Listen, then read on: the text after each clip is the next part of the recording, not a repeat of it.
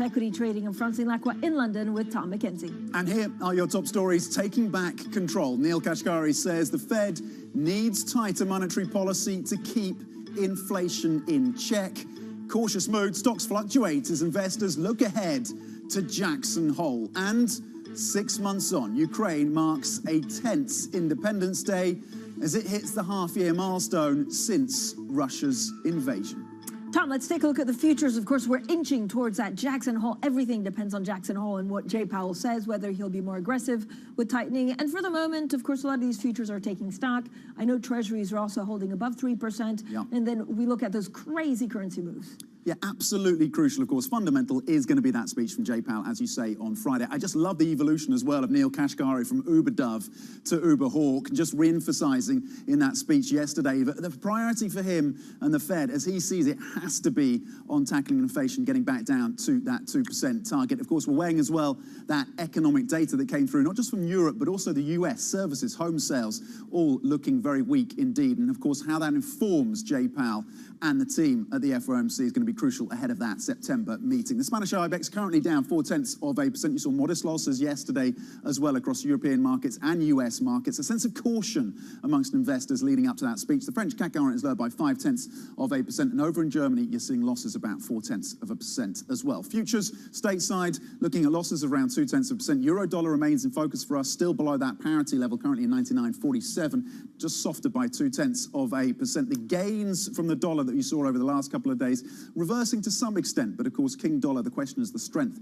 of the greenback going forward. A key question for these FX markets. The US 10 years, Fran was saying, still holding above at 3% on that benchmark. And Brent, $100 a barrel, trade rage bound currently, not a lot of gains there, but of course still considering and taking into account what's happening with OPEC Plus and those warnings that maybe they'll cut supply. $100 a barrel on Brent. Fran. Tom, if we look at the IMAP, and I don't have much visibility on the actual, not sectors on the move, because I have those, but really the companies that are moving the most. So you have maybe one or two banks in financials, you have one or two banks in industrial, but actually, if you look at the 19 groups that make up the Stock 600, all of them are down.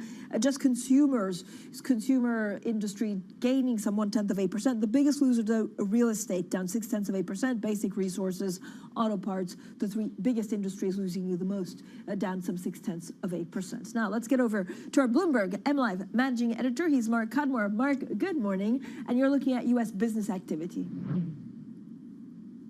Yes, good morning, Fran. There were 3 sets of data out of the US yesterday, and all of them were surprisingly bad. And I really thought it was quite remarkable how bad they were, and also how quickly markets kind of priced in the reaction and then kind of ignored it and got back to worrying about Powell and how hawkish he'll be this weekend. First of all, though, there were the PMIs. Now, US is a services-led, consumer-led economy, and therefore I'm interested in the services PMI, and that fell really deeply into contraction territory. Struggling with my words a little bit this morning, and that dragged down the composite index as well, which is the white line, the yellow line being services. Both very much in contraction. Note the 50 line, there's a diffusion index, so when we're above 50, there's expansion, we expect growth ahead. When below 50, well, then we're expecting contraction. Both these were in contraction already, they've fallen further, and it is a very, very worrying sign for the US economy. Then we got the Richmond Fed indicator. Now, it's not a great guide for the nationwide ISM, but it still was very, very negative, and surprisingly so. And then we got home sales later on, which really, really slumped much more drastically than expected. And I think that this chart is kind of interesting because obviously, we're not saying that the full collapse in home sales that we saw in the housing crisis back here, but I think it's important to emphasize just how quite steep and sharp this decline is. And we could be in the early stages of it. One of the things to remember in the housing crisis back here, it wasn't the problems didn't hit for the financial markets until late 2007, even 2008, when we are near the end of this decline. It actually peaked out in home sales around 2005. And I think in that note, it's interesting. This peaked out in 2020. That was a little bit of a false peak, bolstered by massive support from the pandemic. But we've really slumped a long way from then. I am worried the housing market might be a little more vulnerable than some people think. A lot of people argue that, hey, there's just too much of an overhang of demand. It can never pull back too much. People will buy the dips. But if mortgage rates are going up a lot and we're in an inflationary world and rates are going to continue to tighten, maybe the housing market's got quite a severe correction ahead of us next year. Okay, the vulnerability of the housing market in the US, maybe good signs, maybe positive, though, for the Fed in terms of what they're trying to achieve, as some may argue. Okay, Bloomberg M Live Managing Editor Mark Cudmore. On the data that we got out stateside yesterday, the implications as well, of course, for the Fed. Talking of the Fed, Minneapolis Fed President Neil Kashkari says action from the central bank is still very much needed in the fight against inflation. He spoke at a gathering of the Wharton Club of Minnesota. When inflation is 8% or 9%, we run the risk of unanchoring inflation expectations and leading to very bad outcomes that would cause us to have to be very aggressive, Volcker-esque, to then re-anchor them. We definitely want to avoid allowing that situation to develop. So with inflation this high, I'm in the mode of we need to err on making sure we're getting inflation down. Well, we're now joined by Madison Fowler, global market strategist at JP Morgan Private Banking, Ksenia Galuchko from our EMEA equities team. Thank you both for joining us. Madison, let's start with you. When you look at the markets, what are we actually living through? Is this market bottom? Sure. So the market has, come off a lot over the last few trading sessions, but what I would point out is that it's still up 13% from its lows. And so I think what is really important to pay attention to is that performance around bear market rallies and pivot points in Fed hiking cycles can actually look pretty similar. So when you look back at history, 5 of the 6 major sell-offs since the 1970s have had at least one relief rally of more than 10% before dropping again to make new fresh lows. And so I think when we think about this cycle, if the next few hikes turn out to be the last ones for this cycle, that could be a good thing. Over the last 6 Fed hiking cycles since 1995, the S&P rose an average of 9% over 3 months and 16% over 6 months after the last Fed hike. So that would be your soft landing scenario. But if the Fed has to keep hiking past the 375 it's penciled in, and the market is currently pricing due to persistently high inflation, then I think the rally that we saw over the course of the summer could turn out to be a bear market rally, and that's your over-tightening recessionary risk outcome. Okay, Ksenia, let's bring you in at this point. How are markets and how should investors be thinking about the overlay in terms of the economic data? And Mark Cudmore was walking through the vulnerability of the housing sector, what we saw in terms of services and manufacturing over the US. But arguably, that is what the Fed is trying to achieve. Does it make the case, the Jan Hatzius of the world, when it comes to Goldman Sachs, saying you're going to get 50 in September, not 75, precisely because we're starting to see a slowdown in the economic momentum? Yes, truly, the data is truly mixed, right? So unemployment data remains low, jobless claims we've seen, and also retail sales at the same time remain quite strong. So it's truly mixed, and the Fed is looking at the balance of things, and it allows it at the moment to continue hiking rates. And I think, from Jerome Powell on Friday at the Jackson Hole Symposium, we will hear that they do plan to continue their hawkish stance for now. Now, what kind of hike we get in September will depend on the data that we get before that, which will include this latest CPI inflation data, which will be key to understanding the Fed's future path and how strongly they will hike. Madison, what kind of Fed hike are you expecting? And again, is there a danger that because they're data dependent, they're going to be behind the curve or ahead of the curve by too much, no matter what happens? We had this great Bloomberg Big Take saying, look, 1 in 6 households in the US are late in paying their energy bills. I mean, this is huge. And I think that's the risk, and that's also why I think we're getting some mixed signals from the Fed as well. They've been highlighting the dangers of over-tightening, but also the concerns over still elevated inflation. I think inflation is ultimately going to really be the primary determinant of where things go from here. We are seeing some genuine signs of disinflation. We saw it in the last CPI report, also in cooling wage growth. and we've seen consumer inflation expectations tick lower. So we're certainly headed in the right direction. But nonetheless, inflation is still far too high to be consistent with the Fed's mandate. The 0.3% month-over-month core measure that we saw in the last report is consistent with a 3% annualized running rate, and that's well above the Fed's 2% target. And so I think it's really going to take more than one reading. We're going to have to see inflation fall over the course of several months before we can really get a sense for whether a Fed pivot could be on the way. We absolutely expect the Fed hiking cycle to continue, even if those rate hikes, end up being at a slower basis or a slower pace than the 75 basis points moves we've been seeing over the last couple of meetings. And Ksenia, just continuing this conversation around inflation, energy, of course, in Europe, we've got this remarkable chart that's been built out by a production team around the cost of European energy, the equivalent of about $1,000 per barrel of oil. That's the equivalent in terms of European energy. It's just shock after shock, day after day. How much of this is priced in to European markets at this point? Well, European equities had a very strong rally from the July lows, and that was mainly on the expectations that the ECB and the Fed could be slightly more dovish, considering the risks of recession. But the surging energy costs are definitely adding to inflation woes, and we're seeing power prices in Germany surge to records. We're seeing this astounding chart that you just mentioned. So energy prices continue to pressure inflation to record highs in Europe, and that means that the ECB will likely have to remain hawkish for now. Okay, Ksenia Galushko from our EMEA equities team walking through some of the key themes of the day. Madison Fuller, global market strategist at JP Morgan Private Bank, stays with us. Thank you both. Coming up, seal the deal. Canada and Germany ink an agreement for green hydrogen. More on energy next, what that may mean for Germany in the years ahead. This is Bloomberg.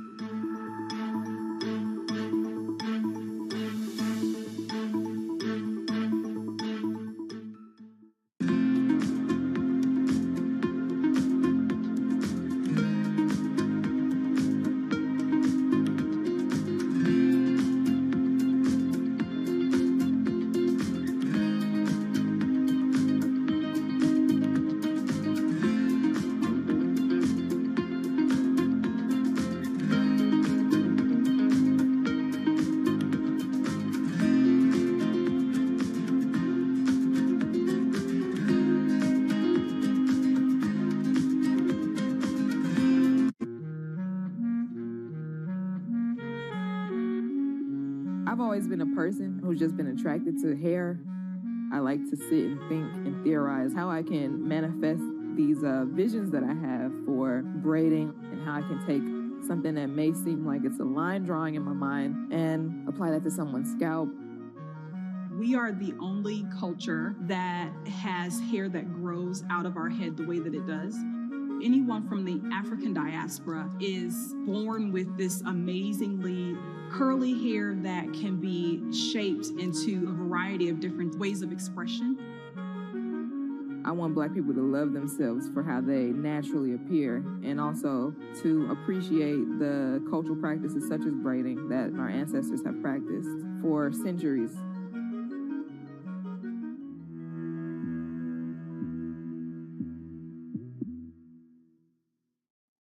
The top names at the Fed are on Bloomberg. I have a baseline case going into September that is 50 basis points. That's where I've been since the last meeting.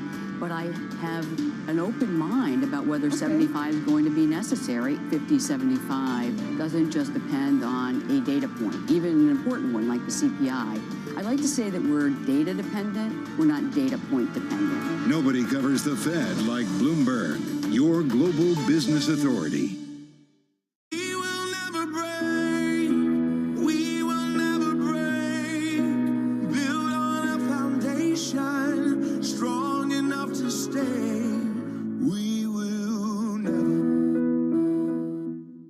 Market that over the past few weeks has made it clear it wants to go higher. It got a little spooked by the idea that geopolitical tensions are rising.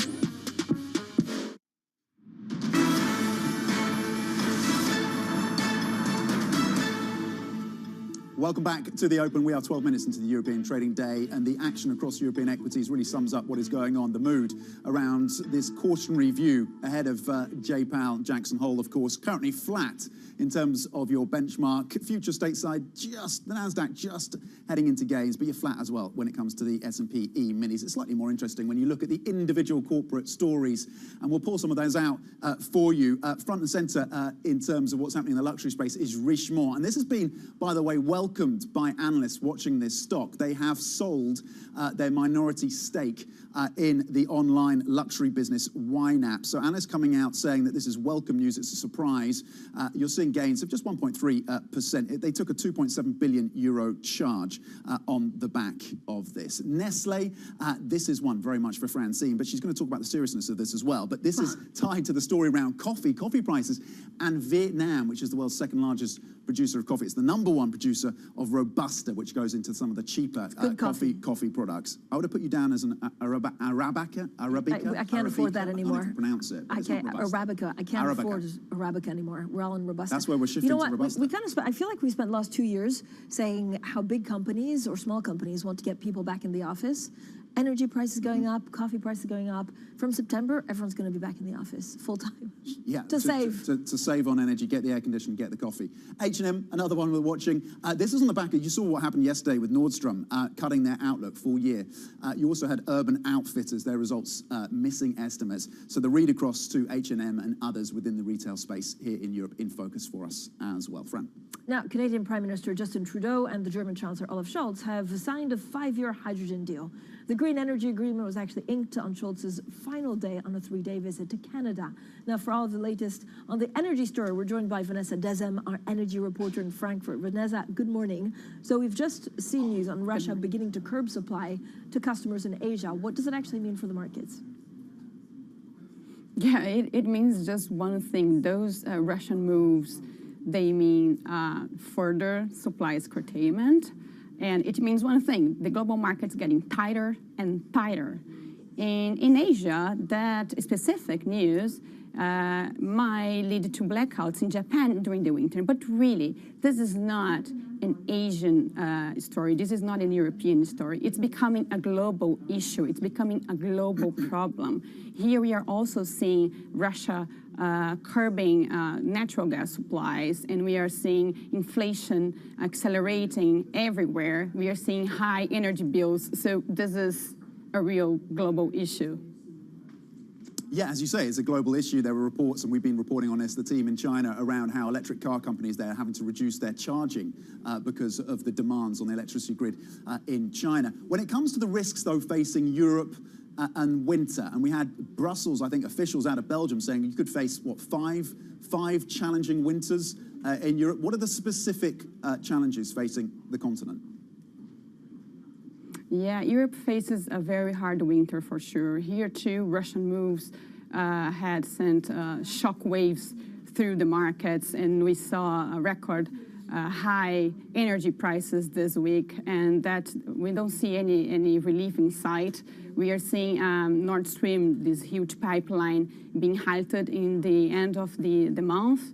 And many people fear that it won't come back. So that will definitely jeopardize Europe's effort to fill up storage facilities, which is key to go through the winter when we turn on our heaters around here, right? So that fact that we are having a huge supply crunch is impacting the economy. Many people in Europe are already expecting that we might face a recession, and big countries such as Germany is really suffering more. They are very dependent, so Germany is very dependent on Russian gas. So we are also seeing a big risk of LNG. So Germany and other countries in the region depend and are relying on LNG, especially from the US, to fill up the Russian gas gap, right? And we are seeing an increasing competition. We might see this competition increasing for LNG in the global market. So there are so many risks, and we are already seeing that this winter might not be very easy in Europe. Okay, Vanessa Dezem, our energy reporter in Frankfurt. Thank you. Let's bring back Madison Fuller now, global market strategist, JP Morgan Private Bank. Madison, how do you position then around these energy risks? Sure. So when we think about this, I think right now there's this, race to stockpile reserves ahead of the colder months. We do believe that Europe is going to have adequate energy reserves to get through the winter, but nonetheless, the clear downside risk is one that involves rationing. So the longer the daily gas flow remains constrained and the longer prices stay elevated, the higher risks around rationing. So that said, I think the near-term picture is really, really, difficult, and that's why recession risk in Europe, I think, is quite binary. But when I think about investing in Europe, I much more prefer to think thematically and think about the longer term opportunity set that's surrounding these issues that we faced. And I think that relates to the energy transition. And so I think it's really key to invest simultaneously in both traditional and renewable energy. It's going to require significant investment across the energy sector in both traditional fossil fuels, as well as metals and inputs needed for the inevitable transition to those more sustainable sources of energy. So I think you can look around themes like real assets, but also, again, in areas like the renewable energy value chain. Madison, is there anything that would actually cut to the dollar strength short? Anything at all?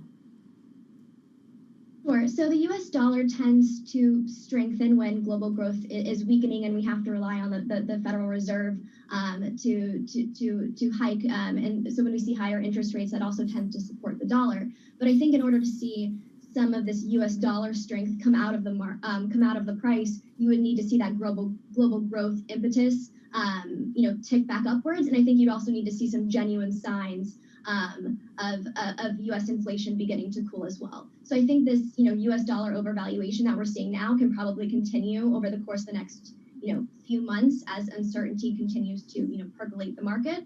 But nonetheless, the U.S. dollar is at quite overstretched levels. So we do think that, over the medium to longer term, we probably are hitting more of those peak levels for the dollar. Madison, thanks so much. Madison Fuller, their global market strategist at JP Morgan Private Bank. Coming up, but with war in Europe and geopolitical uncertainty spreading, we also take a look at the impact on the FTSE 100. We also assess its outlook over the coming year. This is Bloomberg.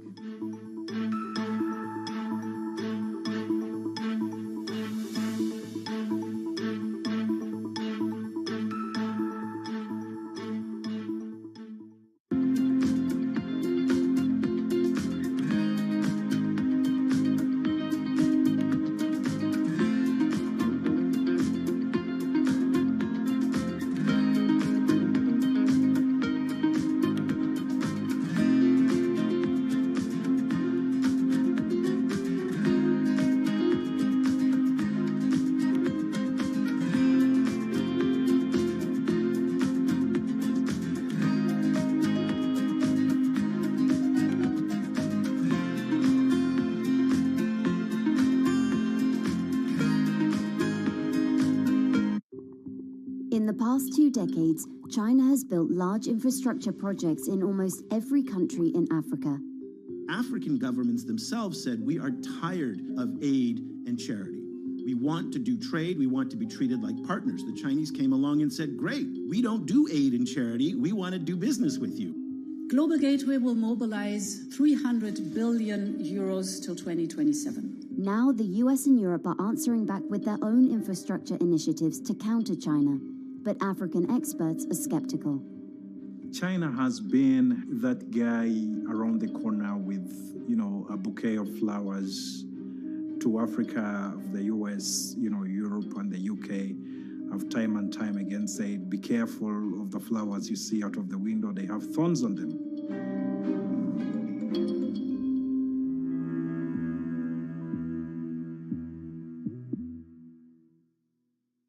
The markets are preparing to close, but the day is not over yet. Stock that is now up about 45%. A lot of volatility right now. You need the power of the Bloomberg terminal to get you market-moving data before anyone else. These numbers are much higher than expected. Upgraded today to overweight. You need top analysts to bring you exclusive global insight into cross-asset markets. The muni bond market. China is a really big focus. Bitcoin ain't playing along today. It's going to be short-term. Bloomberg Markets, The Close. Weekdays on Bloomberg.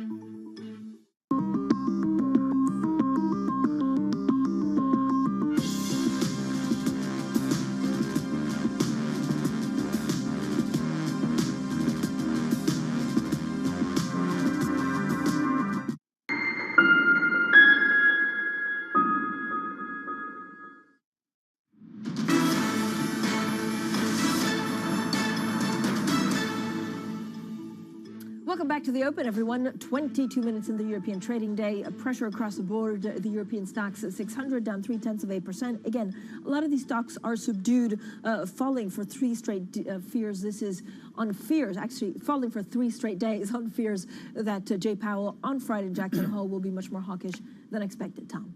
Okay, let's get back to the geopolitics and the overlay onto the European stock space. The war in Ukraine and wider European geopolitics this year have had enormous implications, of course, for commodity prices, as we'll be discussing through the show, inflation and interest rates, with plenty of uncertainty around. One market, though, that has shown some stability is the FTSE 100. Let's dive deeper into this with Tim Craighead from Bloomberg Intelligence. We'll just refer to you by your surname now. I like that. We've elevated you. Just like Craighead. That. I want to be called Lacroix. There we go, Lacroix. From Lacroix to Craighead. Craighead, we were speaking to Citi. Citi yesterday, they said this is one area they still want to get exposure to, is the FTSE 100, UK equities, because of the potential upside there. Just break down what you're seeing. Yeah, we thought it was timely to go back and look at our fair value scenario. We published a note on it this morning. And as we look at the drivers for both earnings and valuation, we see a pretty stable picture over the course of the next 6-9 months for the FTSE. Fair value is maybe modestly down below where we are right now. Now, there are scenarios, thinking about geopolitics, where if Russia-Ukraine ease, if China resumes growth, given all the stimulus they're now throwing at the economy, we could see 10+% upside on a variety of drivers. If we go into a full-fledged stagflation environment, earnings will suffer. Valuation could break a little bit more, although we think we're close to the bottom on FTSE valuation. And that could give us some pretty significant downside eventually, but clearly it's been more stable. Tim, although I really want to call you Craighead, I think that's the coolest name. I mean, the concern with the FTSE is that you have these very big companies, right? Energy, some of the miners, but then everything else is very different. So, I mean, they're not created equal. No, they're not. And I guess this plays into some of the key earnings drivers that I think make the FTSE unique. You do have about 20% of the market that is big energy and metals and mining. And clearly, that's been a good thing for most of the last 6 to 12 months, obviously, especially on the energy front. You've also got a big financials sector, 20% plus of the market. And that's benefiting from higher interest rates playing through to net interest margins. By the same token, you've also got about 40% that's in big global brand franchises, whether it's healthcare, consumer, and that's winning because of the weak pound. And so you've got a big chunk that might be a barbell type structure, and this has been sort of the perfect unfortunate storm to make these things work relative to the rest of Europe. How much of a catalyst could PE, private equity, play at this point in terms of acquisitions across the space? I'll be skeptical on that front. There's a lot of folks who will say the FTSE's cheap at 9 and change times earnings, it's for sale. But it's cheap for a reason. Going back to that composition thing, if you think about all that's in metals and energy and financials, those are cheap sectors almost by definition, especially when you've got peak earnings. And the stuff that has big multiples, tech, internet, there's none in the FTSE. I mean, there's 1% in the FTSE that's technology. So our take on this is cheap for a reason. Tim, thank you so much. As always, for the insight, Tim Craighead there from Bloomberg Intelligence with some pretty great analysis. Now, coming up, Argonaut Capital Partners founder and chief executive officer Barry Norris on the troubles hitting Cineworld. That's coming up next. I'm looking at telecoms and mining stocks amongst the biggest declines in today's trading session. Again, Tom was talking about the fact that Richemont, the luxury conglomerate, actually sold a stake in Yoox Net-a-Porter to Farfetch. So that's dragging.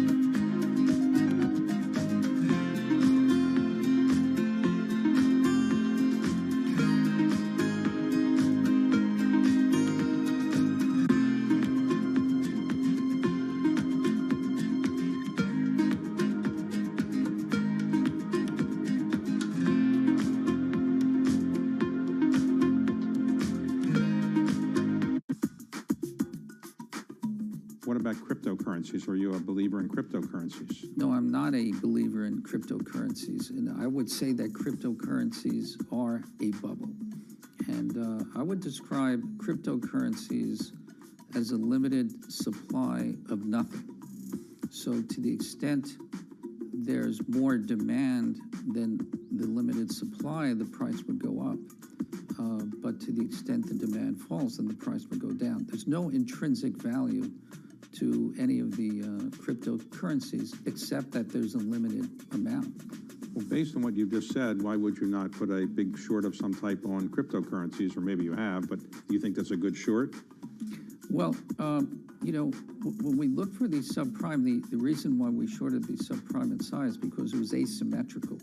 You're shorting a bond at par that has a limited duration that trades at a 1% spread of treasury, so you can't lose more than the spread in the duration. Yet if it defaults, you can make the par amount. In crypto, there's unlimited downside. So even though I could be right over the long term, in the short term, as the case of Bitcoin, you know, went from 5,000 to 45,000, you know, I would be wiped out on the short side. So it's just too volatile to short.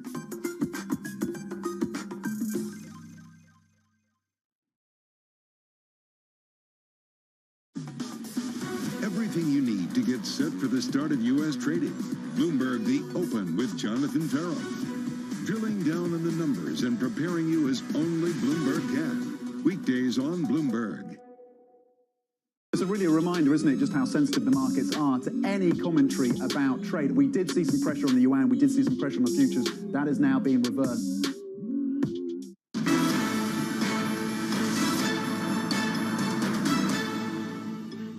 Welcome back to The Open, everyone. 30 minutes into the European trading day, and here are your top stories. Taking back control, Neil Kashkari says the Fed needs tighter monetary policy to keep inflation in check.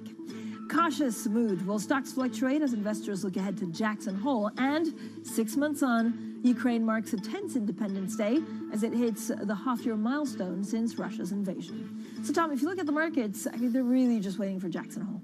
Yeah, we had those looking at something else? Well, I think you're 100% right? And you had Neil Kashkari coming out, of course, the Uber dove to the Uber hawk, just reiterating in that speech yesterday that for him, it's got to be that inflation focus. That is the priority. So getting back down to that 2% target. What that means, of course, in terms of where the rate hike lands in September remains an open debate. We have more data coming through in terms of course, inflation expectations and the CPI print out before that decision. But all of that is weighing up with that data as well that we got out of the US yesterday. Mark Cudmore breaking that down for us in terms of the weakness when it comes to home sales and services, manufacturing as well, all looking softer, pointing to that slowdown in the US economy. The benchmark here in Europe currently down 0.5%, lower in Germany by 0.7%, and the FTSE 100 down 44 points, 7,443. Let's switch it on and look at the sectors then.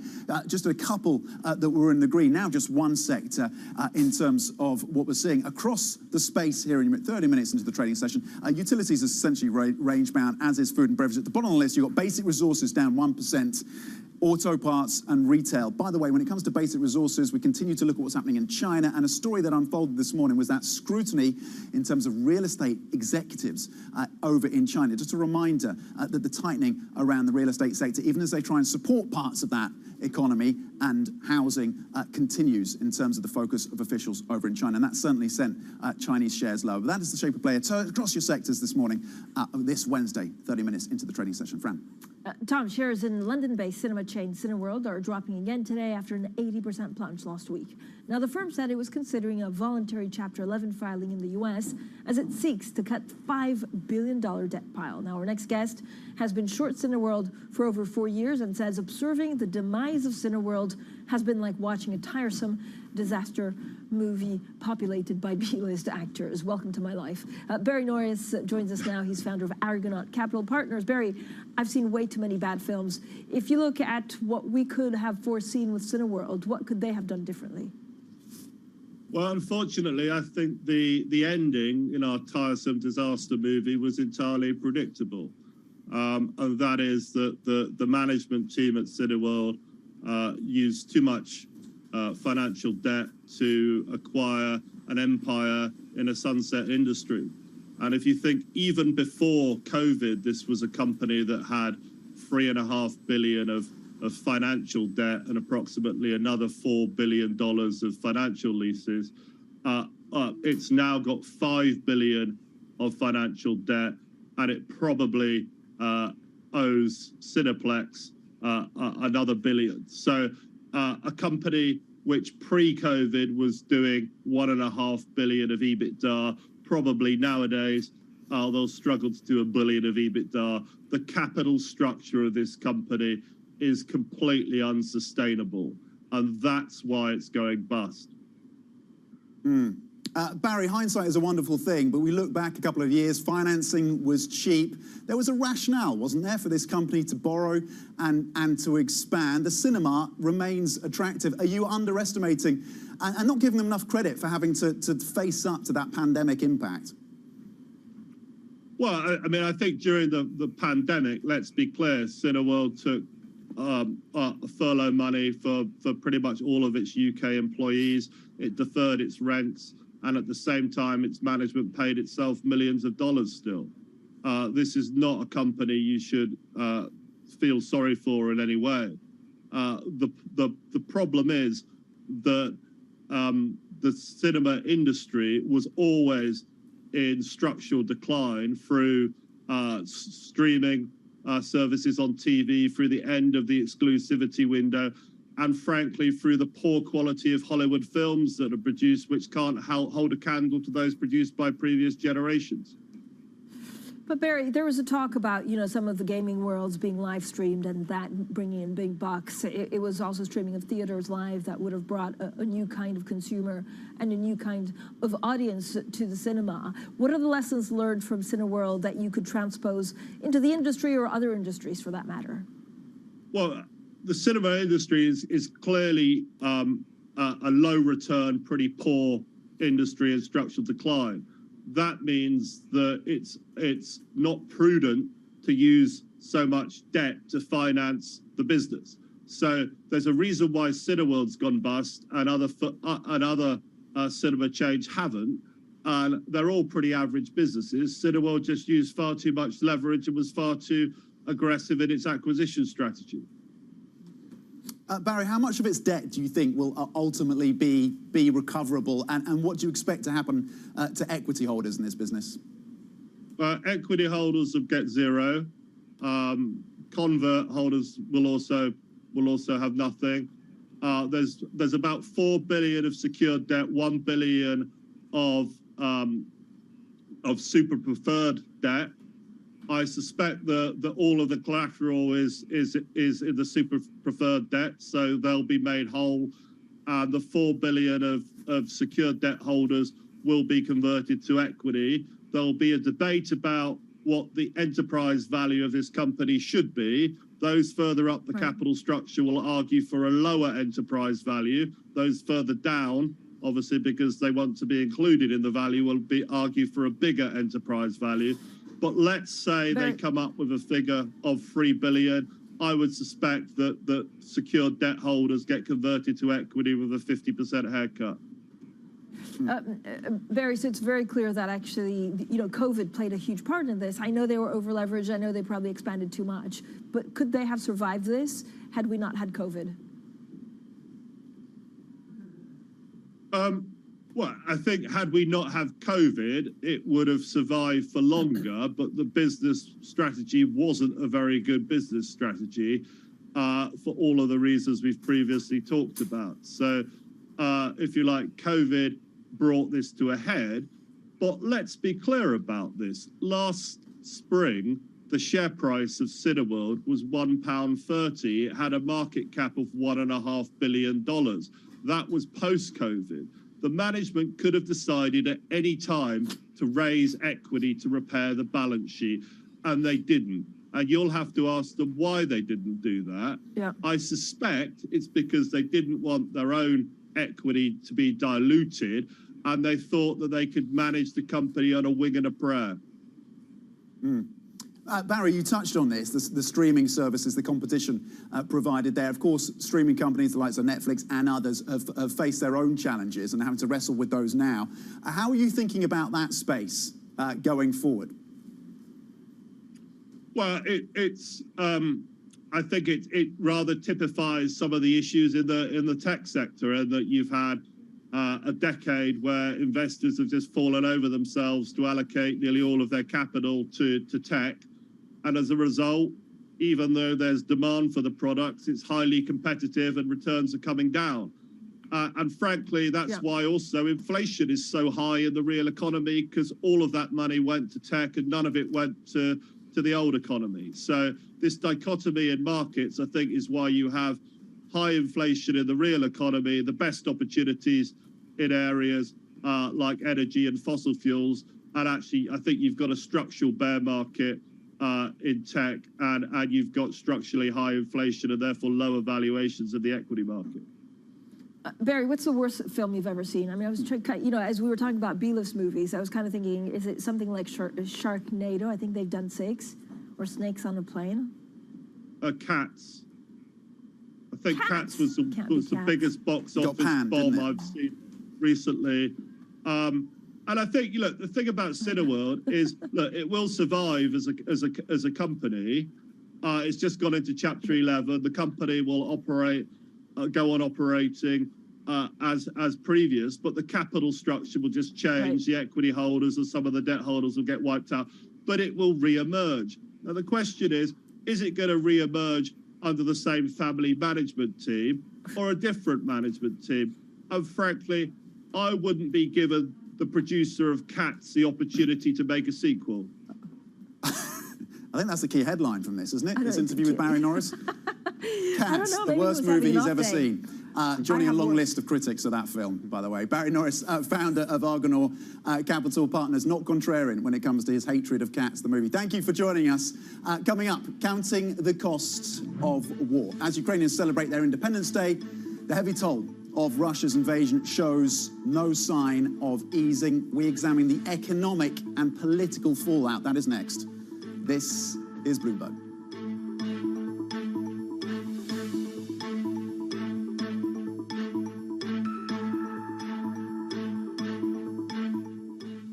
This week, as the world watches inflation rise, employment rebound, and fiscal policies react, all roads lead to Jackson Hole for the Kansas City Fed's 2022 Economic Policy Symposium. Bloomberg's all-star team is live as policymakers and financial insiders discuss the economic issues and solutions that keep the world's money moving. Coverage starts August 25th on Bloomberg Television and Radio.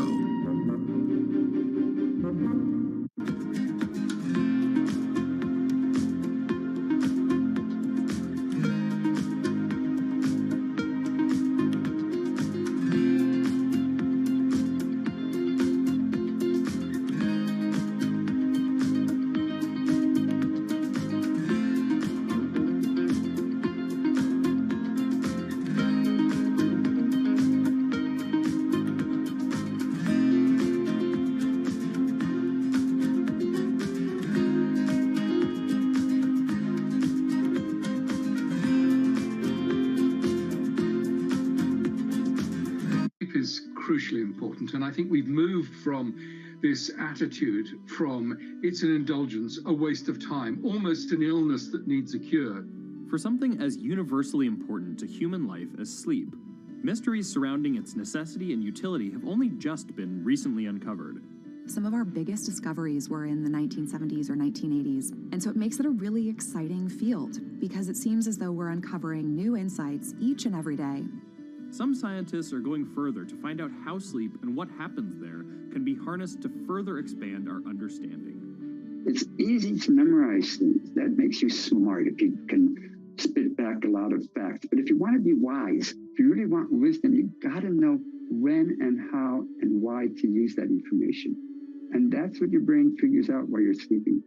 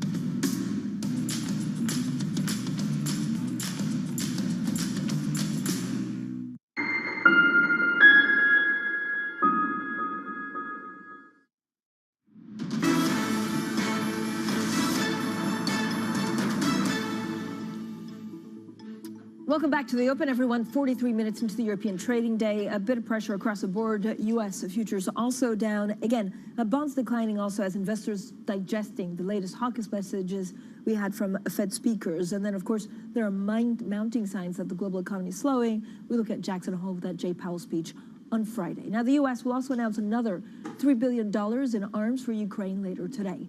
This is as the country marks a tense Independence Day, 6 months since Russia's invasion.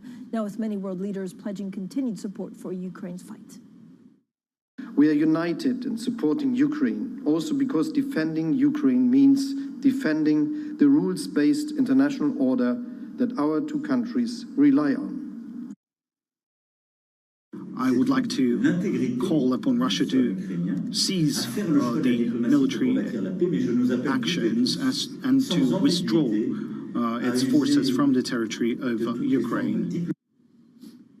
Okay, the German and French leaders speaking there on their support for Ukraine. We are joined now by Inna Sobson, Ukrainian MP and professor at the Kyiv School of Economics, and Bloomberg senior reporter for international affairs, Mark Champion. Mark, let's start with you. 6 months in then, we've had warnings about potential strikes, this from US intelligence, on this day in Ukraine and the risks around that. Where do things stand? Well, I mean, there have been strikes every day for 6 months, and it's quite likely that they will be intensified today. But, 6 months, wars are always horrific. They also can be clarifying. I think Ukraine, we've learned a lot about Ukraine. Ukraine has learned a lot about itself. It's a much more united country than it was.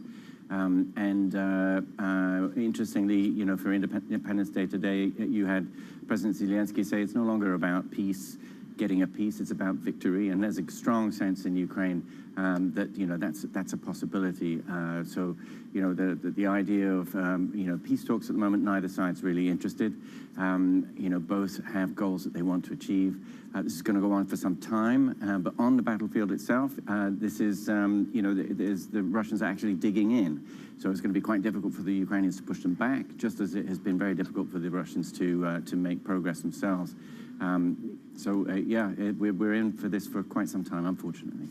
Inna Sobson, thank you so much for joining us. We know that the U.S. will announce some $3 billion in new arms today to mark also, of course, the independence of Ukraine. What's it like on the ground? Do you feel forgotten? The media are still reporting on it, but less than 2 months ago. Well, not really, I think, because what is most important is, of course, the weapons deliveries, and that is what we expect from the West. So all the new announcements from the US side, from the Germans and all other countries are actually critically important. But the issue is not only about the money that is being allocated to buy weapons for Ukraine, but also with the specific types of weapons that would be provided to the Ukrainians. And unfortunately, we're still waiting for a single Western country to announce that they are willing to provide tanks for the Ukrainians, because as you rightly put it out, the Russians are digging in, and I don't know a single military strategy of how to kick them out of our territory without the tanks. Yet unfortunately, as of right now, not a single country has actually announced that they are willing to provide tanks to the Ukrainian army. So the question is not only about the number, the amount of money that is being allocated, but also with the types of weapons that would actually be provided to the Ukrainian army. But altogether, I'll tell you this, we do not feel abandoned. We want, of course, more people to be talking about this. But again, the question is not how much we talk about this, but how much arms is provided to the Ukrainian army. Okay, so that's on the need, for that continued military support. When it comes to your expertise around economics, what are the key challenges for the Ukrainian economy and the need for international support on that front? Yeah, indeed, the economic situation is devastating. And I think that is one of the biggest concerns for the Ukrainians right now, because military-wise, not many things are happening right now, apart from the blowing up of the Russian depots with the weapons and ammunition. But with economics, people are now starting to feel that they are getting poorer. The inflation of over 25%, that is something that we are feeling in everyday life. I'm seeing people of middle class like myself who are now starting to think what to buy in the supermarket. That's something that we haven't experienced for quite some time. And of course, the level of unemployment is growing, and that is another concern. But I think that the major issue is we are requiring microfinancial help to sustain the basic functioning of the society, paying teachers to the paying salaries to the teachers, to the doctors, to our military men and women, those are the issues that Ukrainian budget cannot cover ourselves without microfinancial help from the West. So those are the issues that we need most help with. And we are getting some of the help. However, the amount of money that is being promised and that is actually being delivered is actually very significantly different. So we really hope that the Western countries will actually act upon all the promises that have already been pronounced. Ina Sovsun, does Ukraine worry about stepped-up attacks actually around National Day? Well, I'll tell you this, the people have left big cities where that was possible if they were not obliged to go to work on that day. I could definitely see many people leaving. I personally left Kyiv for a personal reason because I'm going to my brother's wedding. But I was seeing that many people were deciding whether to leave or stay. But I wouldn't say that people are terrified. I think people are just rationally cautious about the potential for attack because the panic that we have seen in March, that's gone now. I think now everybody is much more reasonable in understanding the level of threat and in understanding what needs to be done. So I wouldn't say people are panicking, but I would say people are being rather cautious, and we understand that things might actually happen today or tomorrow. That is something we have heard from our intelligence, but then also from the US and other intelligences were saying this. Mark, let's bring you back in at this point. One thing that your piece really makes stark is just how wrong the analysts got this, whether it's the impact on the Russian economy or, of course, the ability for the Ukrainian military to repel that invasion. Given what we know now, how do you see things? What are the experts now saying about how this eventually plays out and how much we should read into that analysis, given how badly we all got it wrong leading into this? Well, I think the analysts are much more cautious now. Right. But essentially, as I was saying, what they do say is that we've got a de facto stalemate on the ground. Neither side is moving very, very fast at all, and the Russians are actually digging in the south. So the general consensus is, this is going to be going on for a while, and possibly the best way to think about the campaign right now is that, the Ukrainians, for their part, are doing the best that they can to destroy supplies and logistics behind the lines for the Russians. The Russians are doing the same, but supplies and logistics on the Ukrainian side are really, it's about damaging the European economy through gas sales and so on. And hoping that support that we were just talking about will dry up the weapons, the finance, and that Ukraine will be forced to sue for peace. So it's a kind of behind-the-lines campaign on both sides. Mark, thank you so much for the update, and thank you so much as well to Ina Sovsun, their Ukrainian MP and professor at the Kyiv School of Economics. Now, we'll have plenty more, of course, on Ukraine throughout the day. Also coming up, a whistleblower accuses Twitter of covering up security flaws and fake accounts. Could this help Elon Musk in his legal battle with the social media giant? That's coming up next, and this is Bloomberg.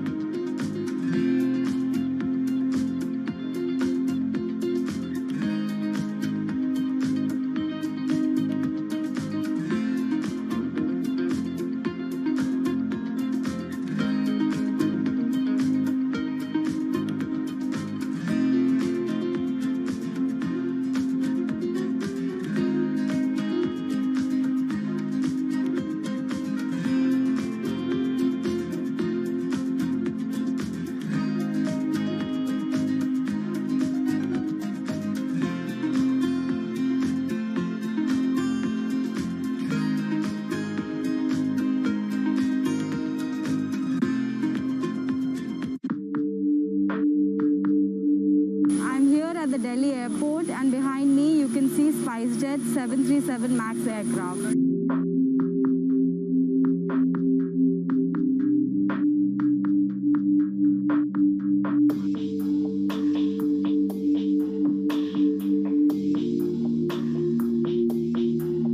SpiceJet Chairman Ajay Singh earlier today said that Boeing is going to compensate SpiceJet in form of cash and aircraft.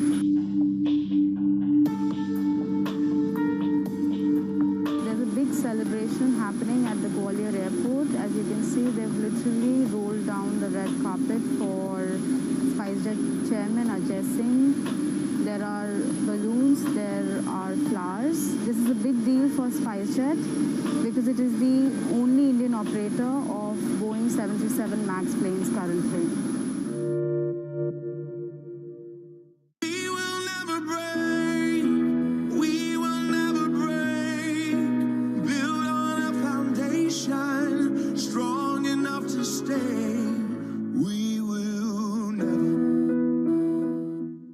I think that it's hard to put your head around any narrative. Let's just be honest. We've had sort of a shift in, are we in some sort of stagflation fears moment? People were talking about that all day yesterday.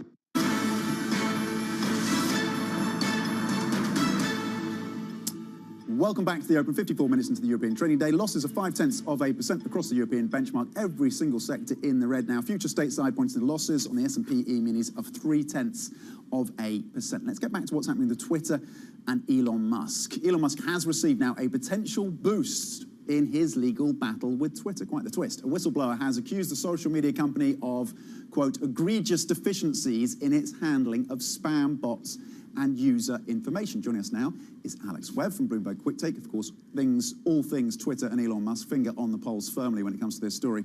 What do we know about the accusations then from this whistleblower, and to what extent could it help Musk in his legal case? So inevitably it's complex, but there are two pieces to this. On the one hand, this is mostly focusing on the safety at Twitter, and he's levied some pretty serious allegations, such as a lot of people at Twitter have access to user accounts and can tweet things and get insight and look at people's messages and stuff, and that they are aware that perhaps there are some malicious state actors who are employed by Twitter. They're essentially spies working within Twitter. That's amongst the things he alleges. As far as it directly pertains to Elon, the comments that he's made don't necessarily help him, because he said that actually the monetizable daily active users, that's the number that Elon's picking on, and Twitter says that about 5% of those are bots.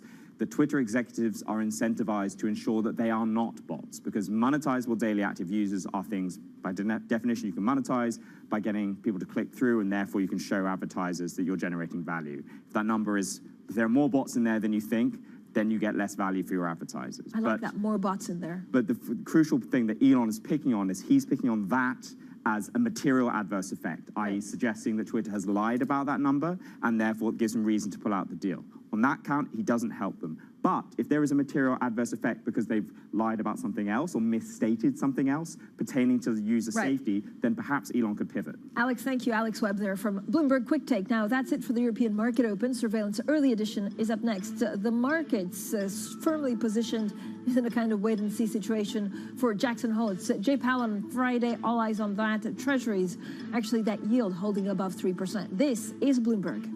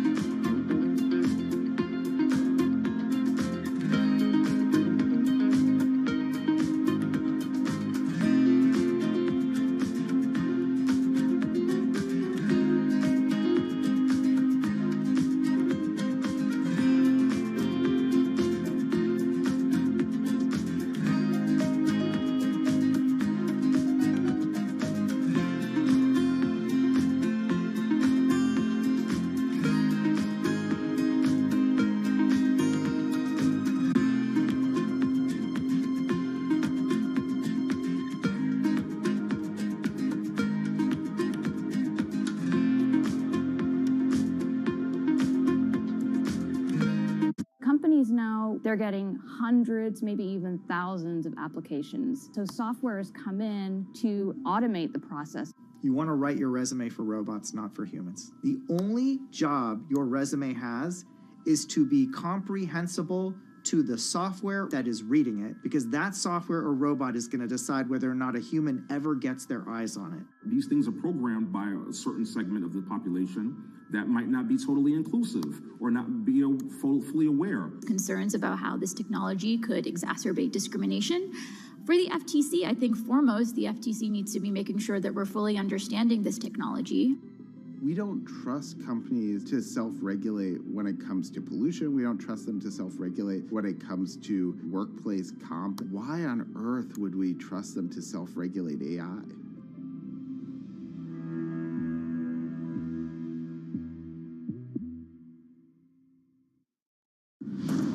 No one covers the world like Bloomberg. There's a sense it'll get to 7% in the coming months. Do you see that coming true? There was something of a grey zone battle between Taiwan and China. Where are the job cuts to come from? We will not just cut and run. With unmatched reach and resources from more than 120 countries, the moment news breaks, 24 hours a day. Bloomberg, your global business authority.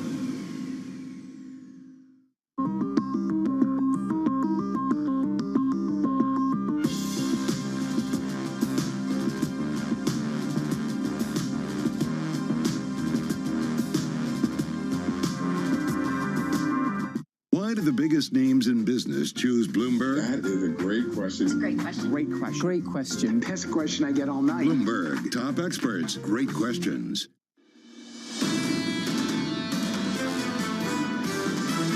In Europe, you've got the gas issue.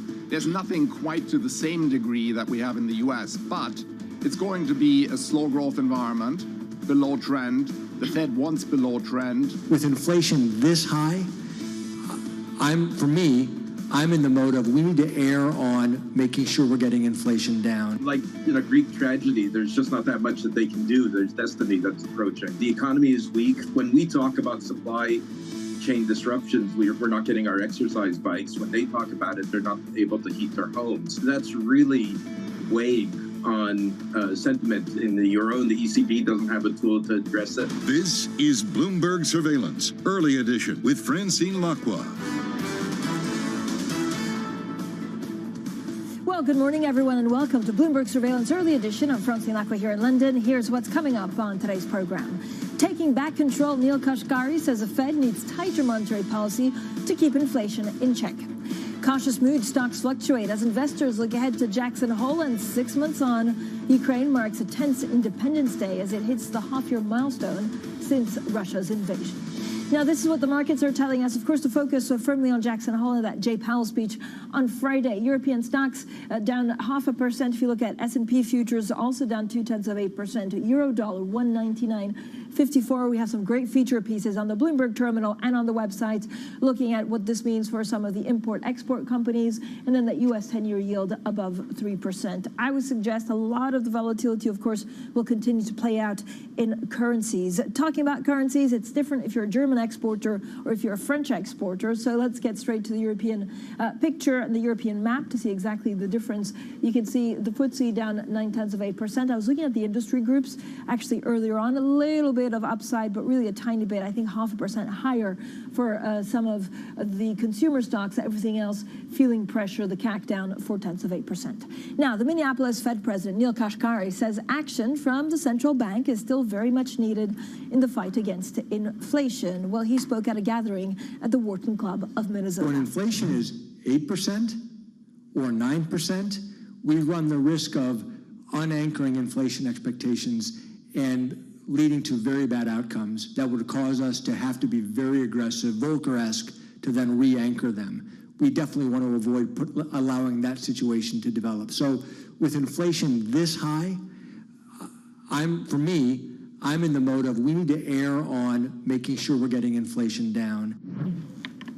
Now we're joined by Vivek Paul, Senior Portfolio Strategist at BlackRock Investment Institute, and Christina Kino. She's back from New York, from our markets team. Welcome back, Christine. So good to have you on TV. Vivek, let's start with you. When you look at some of the market falls or sort of the little market correction, how much more do we need to correct to be in a comfortable place to deal with energy prices? Well, I think, if you look at the events over this summer where we've seen what we think is ultimately a bear market rally, our view has been that some of the market reaction has been effectively a little bit more on the hope of some sort of Goldilocks scenario out, playing out. That's not our base case, and we think that we're still in an environment where we'd be cautious for the next 6 to 12 months on a tactical horizon basis across a swathe of DM equity. Okay, this is a concern, right, that we haven't really seen the worst for equities. Jackson Hole, I know, is the big focus this week. What's the next catalyst? Well, Francine, I think it really is going to be what Jay Powell says at that speech. And I think, if we're to believe Neil Kashkari in saying that the Fed is going to have to do more, then I think that's what people are going to be expecting, that other shoe to drop. And as Vivek mentioned, this is still a bear market rally. That's very much the consensus that's out there. And it really just seems like there's this feeling of biding a little bit of time, maybe taking some profit before that next leg lower in equities. Vivek, is there anything you want to be invested in with conviction? The key word being conviction, not just invest. Look, honestly, it's tough in the near term, but I think it is important to have a differentiated view between the very near term, sort of the next few months, and the slightly longer term picture. By no means am I saying that you get past the next few months and then it's all rosy again, but I think it's worth saying that when you have a sort of strategic horizon type sort of tilt to your portfolio, we would still be long equity. I think the point being that the next 6 to 12 months is tough to make a strong case. With quite a lot of volatility in currencies, in equities too. And I think quite a lot of volatility more generally, because in the environment that we think we're in, we think we've entered a new regime here. This is an environment of higher macro market vol for the foreseeable. What's your take on what we're seeing in currencies? We saw parity, and it's amazing to me that actually we saw parity euro-dollar, but the market didn't freak out as much as we thought they would. Yeah, well, this is the second go at it now, Francine, right? But it's really, really interesting because, the dollar has really had such an incredible run in the first half of this year. And, there's this feeling that, perhaps the Fed has started to do enough to start seeing that inflation finally come down. And perhaps this is the opening for other currencies to kind of regain some of that lost ground. But I think, investors are taking a look at the comparison between the Fed, for instance, versus the BOE and the ECB. Yeah. The Fed is still very much ahead of these two central banks, and therefore the dollar really still powering higher against both the euro and the pound. So it really does depend now, I think, on that comparative action and whether the BOE and ECB can gain ground in the Fed here. Yeah, Vivek, and we have this great dollar chart looking at the dollar rally actually pausing somewhat. This kind of changes everything, but I wonder how long it will take for us to work out through the second round effects of what we're seeing in energy prices. Already we're seeing in the US, 1 in 6 households struggling to repay those bills. Yeah, and I think the trouble is, again, to my point earlier, I think we've yet to see the worst. And right. I think for our view here, I think the point would be that the markets have been reacting as if the Fed is on the verge of pivoting. We think ultimately they will pivot, but we don't think we've seen the signs yet to suggest that's coming right now. My concern, I understand that the central bank, in general, actually, central banks are in a really tough place, but it does seem like, they're reacting to data point, which means that they don't really have control of the narrative. Is this us really coming to the limit of what central banks can do when it's a supply shock inflation? Well, completely. And to the point I made earlier, this is exactly the reason why we believe we're in this slightly different market regime. We've been calling for this higher era of macro market volatility. It's because, to your point, supply is dominating and leading the fact that inflation is being created. We're in a situation where, of course, inflation is always about demand and excess of supply, but it's supply, it's the production capacity that's unusually low at the moment. Central banks only have a blunt tool to deal with that. Did you miss us when you were in New York? Because the European markets are that much more exciting. For 10 years, they've underperformed. When are we ever going to overperform, or here in Europe? Oh, Francine, not now. Yeah, not right now. Definitely not right now. This is the age-old question, isn't it? Yeah, it's really, really interesting. Europe, this was meant to be the year for Europe, wasn't it, right? This is the year of value, a little bit of a backup from that growth play that we've seen, which, of course, the U.S. is very heavy on. But, yeah, it just really feels like, just from the perspective being on the other side of the pond, that Europe was really in a tough place, is still really in a tough place on several fronts, not to mention what we're seeing in the markets. We also have this energy crisis that we're all seemingly bracing for this coming winter. And then, of course, you're hearing really just kind of negative headlines regarding economic data, both out of Europe and, again, the UK. So it really seemed like, while I was over there, so like, man, Europe is having such a tough time right now. I'm getting popcorn for that Jay Powell speech on Friday, because it kind of all rides on him. So we'll see how he puts the nuances. Thank you so much, as always, for some great analysis. Vivek Paul there. there, Senior Portfolio Strategist at BlackRock Investment Institute, stays with us, as well as Christina Aquino. Now, coming up, Musk gets a potential boost in his battle with Twitter as a whistleblower comes forward. So we have more on that ahead. This is Bloomberg.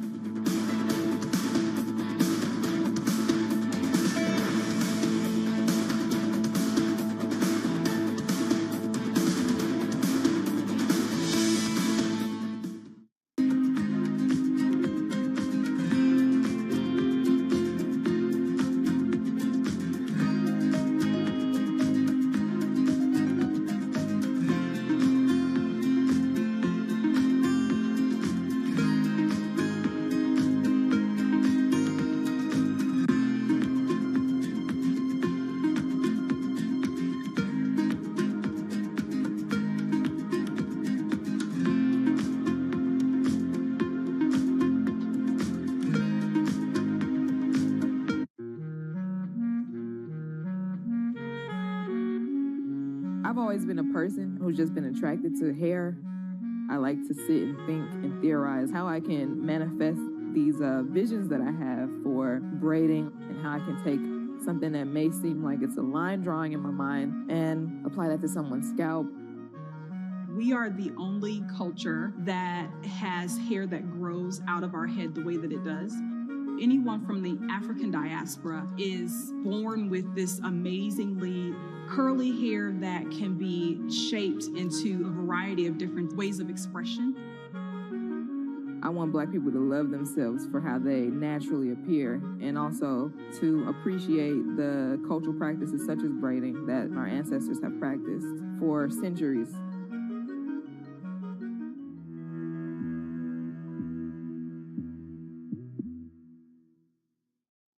A lot's happening on Wall Street. I think Jay Powell said things that were indefensible. Need to catch up? This is Bloomberg Wall Street Week. I'm David Weston. We've got the information and insights We think that's the next secular shift. from businesses most influential and instrumental. Yes, it's about renewables. It's a challenging dynamic. This is a level of uncertainty that we haven't had to deal with. Bloomberg Wall Street Week, live Friday with replays all weekend on Bloomberg Television and Radio.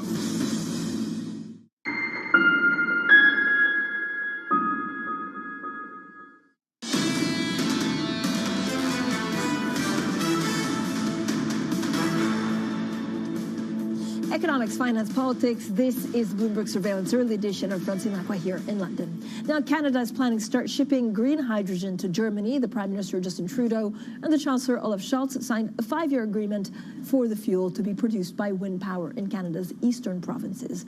Now, the aim is to create a transatlantic supply chain for hydrogen with the first deliveries by 2025. Now, of course, this all comes as Europe deals with an energy crunch. We're back with Vivek Paul, Senior Portfolio Strategist at BlackRock Investment Institute, and still with us, Christina Aquino as well. So Vivek, we were talking a little bit before, of course, about the fact that the market hasn't really priced in the worst case scenario when it comes to energy prices. Do you worry about zombie companies or small businesses going under, or do you worry about consumer spending and households more? I think we've got to worry a little bit about both. And I think, picking up on that second point, while, you take the case of the UK, we have seen some material kind of write-downs in terms of earnings expectations, particularly for those kind of consumer-facing sectors. But arguably, the worry is that that has not gone far enough. And you look more broadly, not just across the UK, you're looking at earnings projections across the board. In general, it's not obvious that they're really placed for the downside that could indeed occur. And maybe that's part of the reason why we need to be a bit cautious at this moment in time. Yeah, so what does this caution look like, actually, as we get onto the winter months? Again, there's a bit of holiday mood, I guess, overhang. Do we worry about credit card bills? Absolutely, Francine. I mean, really anything that kind of indicates more weakness in the consumer. Again, I think we're already starting to hear, for instance, of households kind of starting to default on some of their energy bills or thinking about, the tough choices that they're going to have to make. And I think this is very much what the central bankers are trying to keep an eye on, especially as we head into the winter months. This is probably the reason, for instance, that we got that massive pivot from the Bank of England a couple of weeks ago and indicating that they're going to be doing a lot more. But the question is it going to be too little too late? Right. Markets are certainly expecting them to deliver and over-deliver in that promise, but the question is, will they? Right, and I guess it all falls on fiscal policy, right? Can Vivek, the EU, or I would say in the UK, avoid recession or go through a shallow recession if we have enough support from the government? I think recession, I mean, this isn't going to be like headline news here, right? I think recession is pretty likely, I think, in both in Europe and the UK. We're probably already there when we look back on retrospective data in some aspects. But I think the question as to how bad it gets, I think that will be really important in terms of thinking about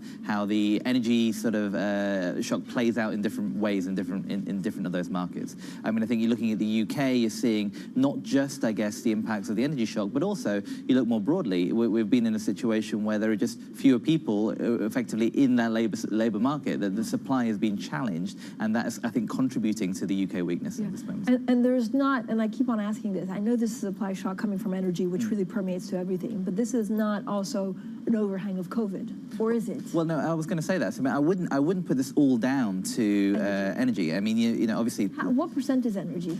I think it's very hard to kind of disaggregate. Yeah. But the thing I would say, that obviously it's 6 months to the day of the invasion of the Ukraine, and I think the point would be that, you know, it's tempting to just look at that and say that was the starting point of all what we're seeing now. I think it's bigger than that, and I think the point I was making before about this new regime where we're kind of in this environment where supply shock's dominating, that was already the case. So what you had then, I think, was the energy stuff kind of layering on top of an existing environment where supply shock's dominating. So I think both are at play, and I think, you know, it's tempting to see that it all started with Russia's invasion of Ukraine. I don't think it did. I think it goes back beyond that. Okay, so years of what, underinvestment? No, I think it's more this idea that, you know, we're now in an environment where you talked about the overhang of COVID. I don't know if it's just about COVID, but COVID was an example of this, where effectively supply is a thing that's dominating, right? Yeah. So I think at that point, we're in that regime now. I have a million questions on China. I mean, actually, I have a million questions in general, but how do we read China right now? I mean, I think the news that has been coming through is still very much being interpreted negatively by markets, Francine. But I do think, yeah, I was a little surprised, for instance, when we got the news of that surprise rate cut from the People's Bank of China a week ago, that it wasn't taken as negatively as I would have expected. But I think, you know, we knew this story of the bifurcation between Chinese economy and the U.S. economy in particular, even at the start of this year. And that really is just more evidence to that. And, you know, it's going to be very interesting. Again, these are the world's biggest economies going very much the opposite way in terms of monetary policy and arguably in terms of the growth story as well. And so, you know, that will have some very big repercussions towards the end of the year. It's just unclear to me at the moment what those repercussions are going to be. Vivek, at some point, I mean, do you assume, and maybe I assume wrongly, that actually PBOC, but China, you know, China policymakers will just have to do more to support the economy? Well, I think that's what we're all watching for, right? And I guess the word you mentioned earlier, surprise, I think it did take people by surprise. So clearly, we're seeing that there is a level of activity which will cause the policymakers to step in. But I think, you know, for a long period of time, we're probably expecting a little bit more in terms of the policy than we've seen. So I think second-guessing it is difficult. I think, you know, as we're looking forward to next year, the environment that we saw at the start of last year in the West, of the idea of the restart, that's something that ultimately will play out at some point in China as well. So I think there will come a point where growth will naturally be strong from restart dynamics. It's in the interim, in the bridging period, how much policy support do we need? And I think that's a hard question to answer. But does China have the, I guess, the capacity of taking the world down with it? I mean, that is very much the fear, Francine, definitely, because, again, I think the initial economies that will get sideswiped, of course, are the beneficiaries of that Chinese demand, right? We're talking about your iron ore producers in Australia. We're talking about some of the economies within the Asian region that very much depend on that China supply chain type story. And so that is very much the fear, I think. But then I guess it's kind of also in danger of creating this bifurcated world where economies that are less exposed to China, particularly in emerging markets, will start doing better than those who are very much exposed to China. We could well see this kind of divide that goes beyond just the U.S. and China, but also the economies that are exposed to these respective countries. I wanted to ask you also, Vivek, about currency dynamics and what this means. I mean, the dollar's strength we've seen so far, what this means for emerging markets. Yeah, it's tough. I mean, so we're not making a sort of big sort of positive story on the emerging markets at this moment in time because of the uncertainty that we're seeing, particularly in the near term around that dollar strength. And in particular, if you believe that, as I was saying earlier, that some of the markets kind of hoping that the Fed is about to pivot rather than actually seeing it in terms of what they're saying, there could still be more strength yet to come, I think. And therefore, this isn't an environment in which we're kind of particularly leaning into emerging markets. You know, I've already mentioned the point that on a tactical horizon basis, it's DM that we're actually underweight. But longer term, actually, we think DM actually probably offers a little bit of a better bet in terms of the equity space, on a beta level at least. I'm going to put you both on the spot. Is there a favorite indicator or a favorite chart that you look at that not many other people look at to give us an indication of where the economy is headed? Vivek. Favorite one. I think least favorite one. I mean, I think, to be honest, I think it's probably something everyone else looks at. I think it's the key to the story at this moment in time is what the markets are expecting that central banks will do relative to what they will actually do. And I think, therefore, looking at how market expectations change on sometimes not much news, I think that's the key thing to watch. Well, for me, it's the lipstick index, Francine. Of course. what else better could it be? indicator there is? Exactly, yeah. No, I think really it's going to be very much the focus is on the consumer, how they react to how policy is playing out in the real economy. We know, of course, that there is a bit of a lag there. And so it might be some time before we start seeing the effect of that on inflation. And again, whether that starts to kind of like be reflected in consumers' wallets. But it is very much the focus, I think, for central banks and markets both. We also have a new full English breakfast index and a mayonnaise index, but we'll get onto it a little bit later. Christina Guino and Vivek Paul, a senior portfolio strategist at BlackRock Investment Institute. Thank you both for joining us. Coming up, we're looking ahead to the Federal Reserve Chair Jay Powell's speech at the Jackson Hole Symposium. Don't miss our coverage of that. That starts on Friday. This is Bloomberg.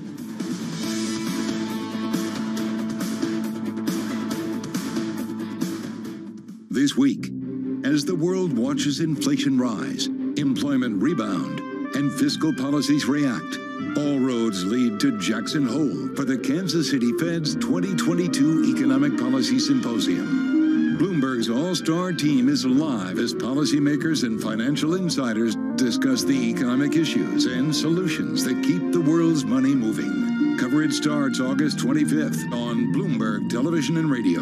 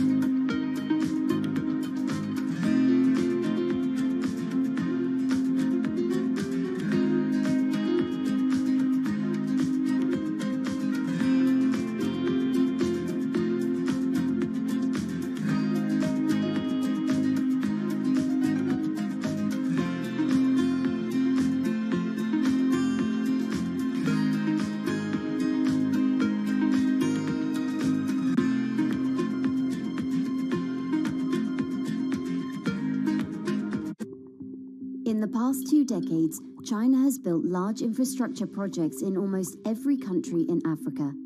African governments themselves said, we are tired of aid and charity. We want to do trade. We want to be treated like partners. The Chinese came along and said, great, we don't do aid and charity. We want to do business with you. Global Gateway will mobilize 300 billion euros till 2027. Now the US and Europe are answering back with their own infrastructure initiatives to counter China. But African experts are skeptical. China has been that guy around the corner with, a bouquet of flowers to Africa, of the US, Europe and the UK have time and time again said, be careful of the flowers you see out of the window, they have thorns on them.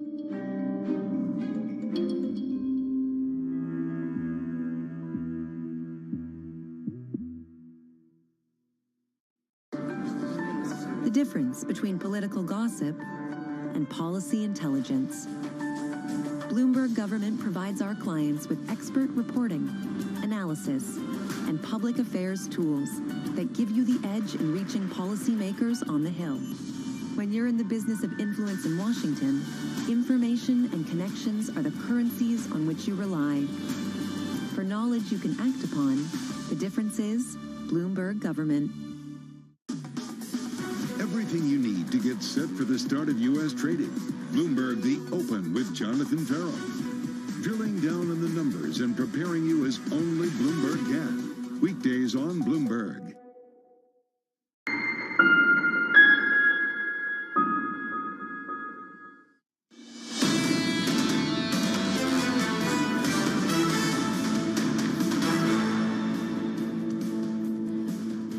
French President Emmanuel Macron there. Live pictures we understand from the Élysée Palace, his first cabinet meeting since the summer recess. I was looking at approval ratings for President of France. They were actually dropping by 1 point in the past month as he was overtaken by his prime minister, Elisabeth Borne. This is according to the Journal du Dimanche. Now, the monthly poll actually showed that about 37% of those surveyed were satisfied with Macron's performance, down from 38% in July. It'll be interesting to have a listen at what Macron, I don't know if it's a pep talk. I mean, what do? Do you come after some recess and do you set out the agenda, or is he saying like, guys, we've got to rally the troops, we've got to pass reforms and onwards? I wonder whether it's a pep talk. I'd quite like to get a pep talk from Emmanuel Macron, or from anyone for that matter. No matter, let's get straight to the Bloomberg. First Word News, here's Leanne Garrett. Hi, Leanne. I'll give you a pep talk later, Francine. Canada is planning to start shipping green hydrogen to Germany. Prime Minister Justin Trudeau and Chancellor Olaf Scholz signed a 5-year agreement for the fuel to be produced by wind power in Canada's eastern provinces. The aim is to create a transatlantic supply chain for hydrogen, with the first deliveries by 2025. Now, it is reported that almost half of the European Union is under drought conditions, with the weather set to remain warmer and drier until November, as well as affecting vegetation and crops. The report notes severe impacts on the energy sector, particular hydropower and the cooling systems of other power plants. Here in the UK, Liz Truss is the favourite to be the next Prime Minister, and she's confirmed she would hold a fiscal event in the first weeks in office. Speaking at a Conservative Party meeting, Truss hinted at targeted cost of living support for pensioners. Her campaign has signalled she would not wait for the usual budget estimates before delivering action on those soaring energy bills. The result of the leadership contest will be announced on the 5th of September. And tributes are being paid to Julian Robertson, the billionaire founder of Tiger Management, who has died at the age of 90. Robertson became one of his generation's most successful hedge fund managers, but by the late 90s, his funds had $22 billion in assets and annual returns averaging 32%. But a wrong-way bet on the yen led to losses as he closed the funds in 2000. In later years, he was celebrated as a mentor to a wave of investors, and they were known as the Tiger Cubs. Global news 24 hours a day, on air and on Bloomberg Quick Take, powered by more than 2,700 journalists and analysts in more than 120 countries. I'm Leanne Gerrans. This is Bloomberg. Francine. One of the brilliant minds, of course, when it comes to investing. Coming up, 6 months since Russia's invasion of Ukraine, and the global economy will never be the same. We'll get the latest on the state and the conflict. This is Bloomberg.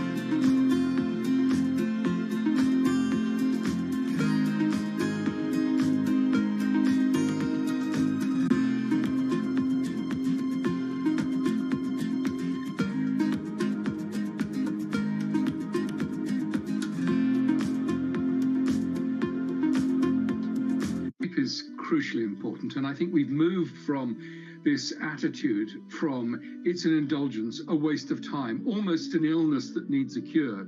For something as universally important to human life as sleep, mysteries surrounding its necessity and utility have only just been recently uncovered. Some of our biggest discoveries were in the 1970s or 1980s, and so it makes it a really exciting field because it seems as though we're uncovering new insights each and every day. Some scientists are going further to find out how sleep and what happens there can be harnessed to further expand our understanding. It's easy to memorize things. That makes you smart if you can spit back a lot of facts. But if you want to be wise, if you really want wisdom, you've got to know when and how and why to use that information. And that's what your brain figures out while you're sleeping.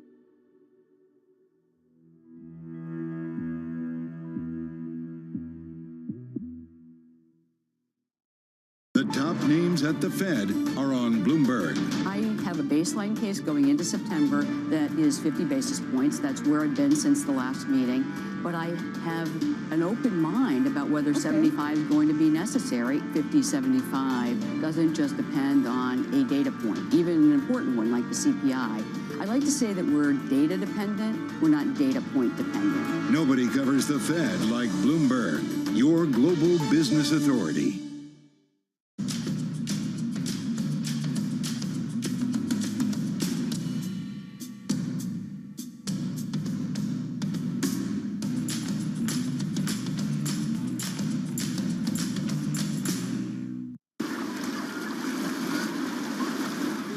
Is moving both Citadel and Citadel Securities to Miami. The scoop was broken by Bloomberg's Amanda Gordon.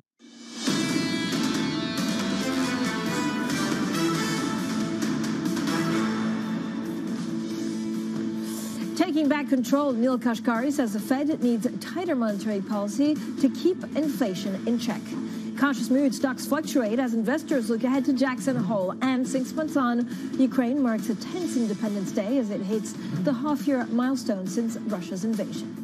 Well, good morning, everyone, and welcome to Bloomberg Surveillance Early Edition. I'm Francine Lacqua here in London. Now let's focus in on Ukraine, and the U.S. will announce another $3 billion in arms later today. Now, this as American officials have warned Russia may step up in strikes in the coming days. Today, Ukraine celebrates its Independence Day, which also marks 6 months since Russia's invasion. Now, we heard from a number of world leaders today and yesterday, and they're pledging continued support.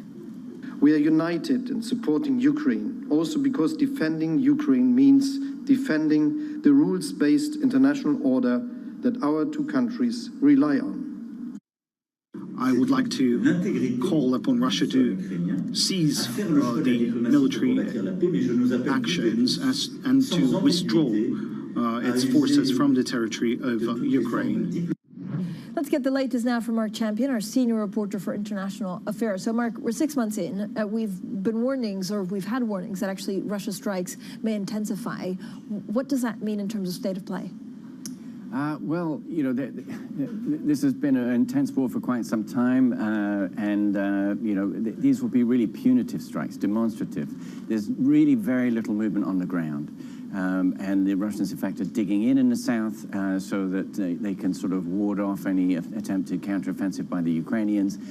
In the east, the other main front, the Russians are making extremely slow progress, if any, at this point. I mean, there's been some horrific reporting, of course, about cages, you know, in certain parts of Ukraine to put the prisoners of war, the Ukrainian prisoners of war, on trial, about also children being misplaced or sent to Russia to be adopted. Are there any signs of this coming to an end, of, you know, the end being close? Unfortunately not. I mean, the Indonesians have been trying to broker some kind of talks, but very quickly said there's no interest, not from Zelensky, who today, to mark Independence Day, said, look, we're not interested. We were interested in peace at the beginning, peace talks. Now we're just interested in victory. And from the Russians, they also haven't reached even their minimal goals, so there's no interest there. The Russians have stated that.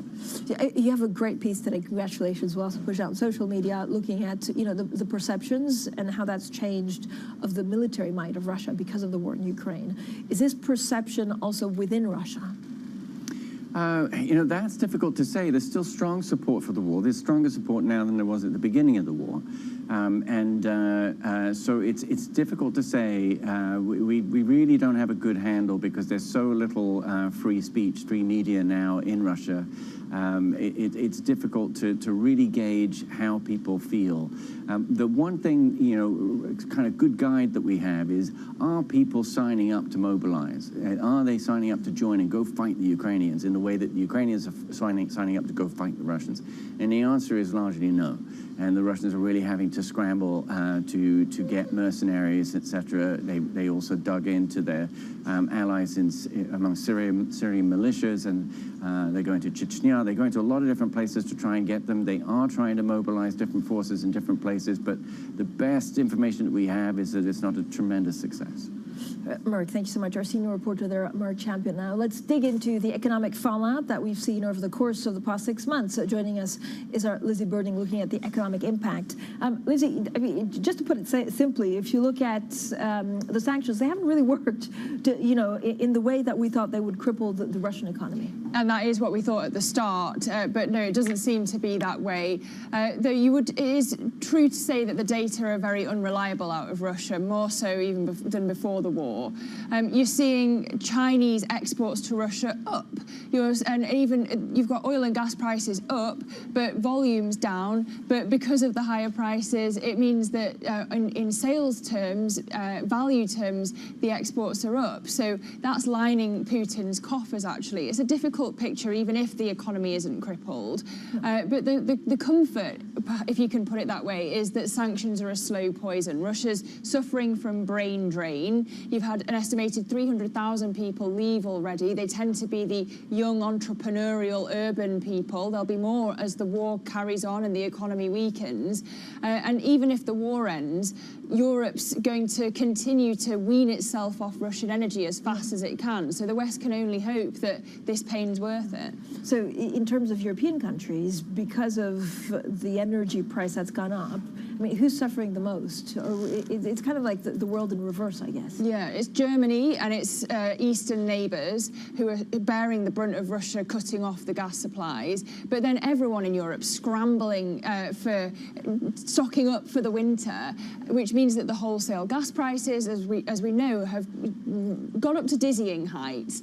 Even the UK, that isn't so dependent on Russia for raw energy, because of its storage model, has double-digit inflation. And so it's a headache for central banks that are having to hike interest rates into recession, and it's a nightmare for politicians. We don't know in the UK, for example, how the next Prime Minister is going to handle it, so it's creating market jitters. But above all, let's not forget, Ukraine is suffering the most. The IMF sees its GDP shrinking 35% this year. There's already talk about reconstruction, and Ukraine's going to have to rebuild its farmers, its industries, its businesses if it wants to end the war on its own terms. Lizzie, thank you so much. Lizzie Burden there with a look at, of course, some of the sanctions. Now we're joined by Judy Dempsey, non-resident senior fellow at Carnegie Europe. Judy, talk to us a little bit about how you see this ending. I think what Mark Champion was saying is it's very difficult to even make any kind of predictions. The longer this war goes on and the brutality that's meted out to the Ukrainian citizens, the sense is that President Zelensky of Ukraine will not actually be ready to hold any kind of negotiations at the moment, nor indeed will President Putin, despite the fact of the extraordinary destruction taking place. And what we don't know is the number of deaths on the Russian side. So essentially, talking about an endgame, it's certainly not in sight at the moment. So, Judy, what does it tell us in terms of what the next step is? I know we were speaking also to Ukrainian MP asking for more arms, but also more tanks. Is there a point where it just becomes much more difficult for a lot of the Western countries, because of the energy crisis, to support Ukraine with arms? Well, this is the big question that actually is not yet being asked in many European Union member states. At the moment, there is this kind of solidarity with Ukraine. There's no doubt there's a sense that, well, given the energy prices, given the drought, given the extraordinary impact of the climate over this past summer, there's a sense, well, wouldn't it be good if this war could end? The real problem, which I see sitting here in Berlin, is that where's the diplomacy? We had a little bit of diplomacy when it came to trying to get grain exports from Ukraine out to the rest of the world. But where is the diplomacy? Where is the political push to try to mediate? And at the moment, it's just not there. So, Judy, what comes next? When you look at what we also heard from Zelensky, and I know it's very, very difficult today because of Independence Day, because of all of this talk about extra violent attacks from Russia. But how does this end? Do we need to find peace and compromise, or is it really one country over the other? Conflicts are very difficult to end because what happens with the conflict, and you look around the world, is that they create facts on the ground. And once one side creates facts on the ground, the other side, whose land or territory has been compromised, is very unwilling to accept those facts on the ground. This is a huge problem now facing the Ukrainians. At what stage could they even be invited or encouraged to go to the table. But as Zelensky says, and he cannot say anything more to his people, we will go to the table when we get our land back. And at the moment, this is his mantra, this is his wish, this is the support from the Ukrainians. And as for the Russian side, it's actually very difficult to know for how long President Putin can sustain this kind of aggression with so few gains. Judy, is there a mediator in this? We know that it's unclear what China and India are doing, right? Or that they haven't really condemned Russia, that they're buying some of their energy sources. Will we see a turnaround in that? We're not going to see a turnaround with India. India is being very, very careful with its relations with Russia, with its relations with China, with its relations with the United States. We can actually rule out India playing a role, and it's not its forte. China, we've been waiting for China to play some role, but its interests are kind of bilateral with Russia, what it can extract from Russia in this conflict, which is very unsettling for China because it sees how the West, as we know it, is actually quite united. The United States is not in a position to play a role, and of course the European Union, because of the sanctions and the suspicion and how Putin wouldn't entertain the EU playing a role. We don't see any mediators yet. We did see the mediators of the United Nations and Turkey playing a role over the grain issue, but it'd be interesting to see what kind of agenda the United Nations has on its plate at the moment, but so far we don't see anything in sight. And the longer this goes on, the more tragedy, the more deaths, and don't forget the huge impact of migration. There's 5 million Ukrainians outside Ukraine, and let's not forget the internally displaced. Judy, where do you see the biggest fault line? We know and understand there's like horrific stories coming out of Ukraine, and then there's really stories of hope. Like, what do you read to try and have a real understanding also of the support this war is getting inside Russia? These are immensely complicated questions because if we knew, then we would see some kind of end in sight. There's one aspect of Russia, and Mark Champion brought this up, that for the moment, the support for the war is there. But you must remember, there's so many young Russians outside Russia who are engaged in civil society, who are trying to help the Ukrainians, who are creating a kind of new young Russia outside Russia. And it's a huge economic brain drain for Russia itself. For the moment, this doesn't affect President Putin. But in the longer term, this is extraordinarily damaging for Russia, not to speak of the huge reconstruction costs for Ukraine. This is not a win-win for Russia by any stretch of the imagination. For the long term, it's pretty miserable. Judy, thanks so much. Judy Dempsey, their non-resident senior fellow at Carnegie Europe, joining us this morning. Coming up, the Jackson Hole drum roll. More on our conversation with the Goldman Sachs chief economist Jan Hatzius on the Jackson Hole. We'll get his views on what to expect from Jay Powell later this week. This is coming up on Bloomberg. This is Bloomberg.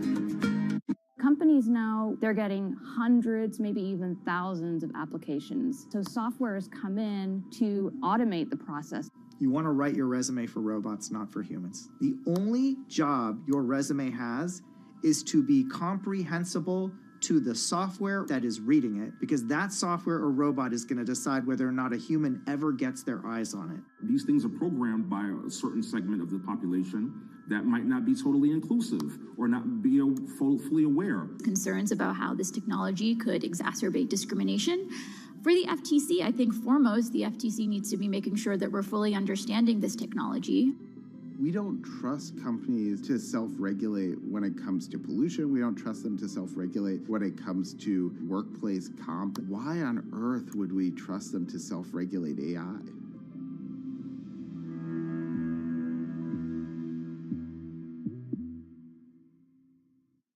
Markets are preparing to close, but the day is not over yet. Stock that is now up about 45%. A lot of volatility right now. You need the power of the Bloomberg terminal to get you market-moving data before anyone else. These numbers are much higher than expected. Upgraded today to overweight. You need top analysts to bring you exclusive global insight into cross-asset markets. The muni bond market. China is a really big focus. Bitcoin ain't playing along today. It's going to be short-term. Bloomberg Markets, The Close. Weekdays on Bloomberg.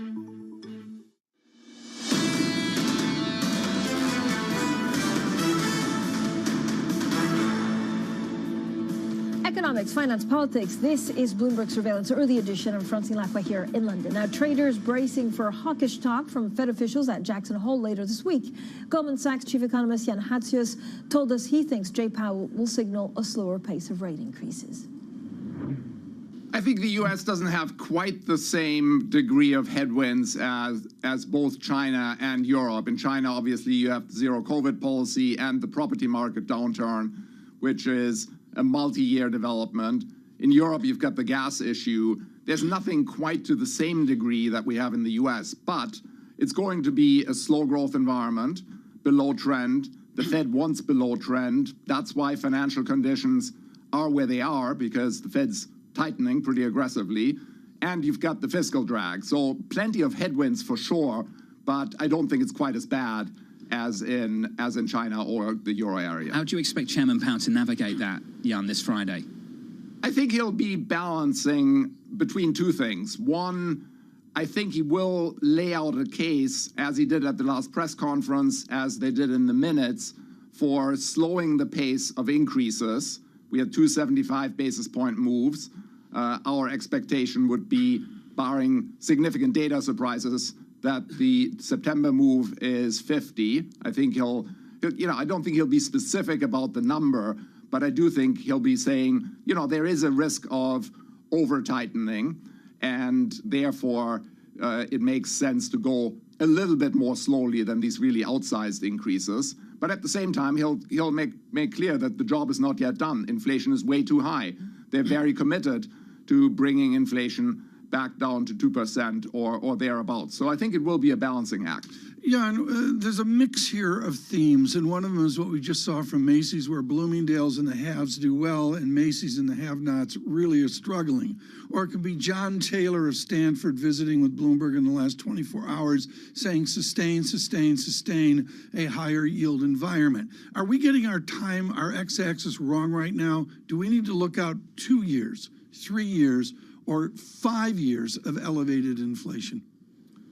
I think a year from now or 2 years from now, inflation will be much lower because there are some drivers. I mean, commodity prices are clear. The goods sector in general, I do think that's going to come off a lot.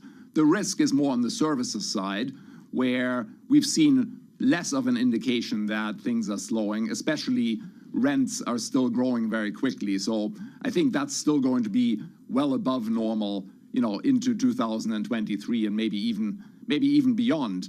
So I do think that there are going to be improvements, but not everywhere. Well, that was Jan Hatzius, chief economist at Goldman Sachs, speaking with Bloomberg's Tom Keene and Jonathan Farrow. Now let's get to your Bloomberg Business Flash. Here's Leanne Garrett. Hi, Leanne. Hi, Francine. Nordstrom has seen its shares sink in late trading after the U.S. retail trimmed its full-year outlook. The department store operator says it will move to aggressively clear out inventory, a profit-eroding measure that has also been necessary at other retailers as the industry wobbles following the pandemic shopping binge. Investors saw Nordstrom as insulated by its affluent customer base. Now, battery-making giant CATL has reported an 82% jump in first-half profit. The Chinese company saw a profit of $1.2 billion, beating estimates as it bounced back from a disastrous start to the year that saw its sharpest ever drop in quarterly earnings. CATL shares have gained almost 50% since hitting a low in May as it ramps up global capacity. Ping An, China's largest insurer by market value, posted an unexpected rise in first-half profit. Net income climbed 3.9% from a year earlier to $8.8 billion, beating estimates of $7.7 billion. Impairment losses fell 17% from a year earlier. Despite pandemic-induced lockdowns, Ping An says its life business did very well. And Vietnam's vast coffee bean stockpiles are shrinking, a phenomenon that's set to push rising prices even higher. According to traders surveyed by Bloomberg, stockpiles will halve by the end of September from levels seen a year earlier. Output from Vietnam, the world's largest supplier of Robusta beans, is expected to drop this year.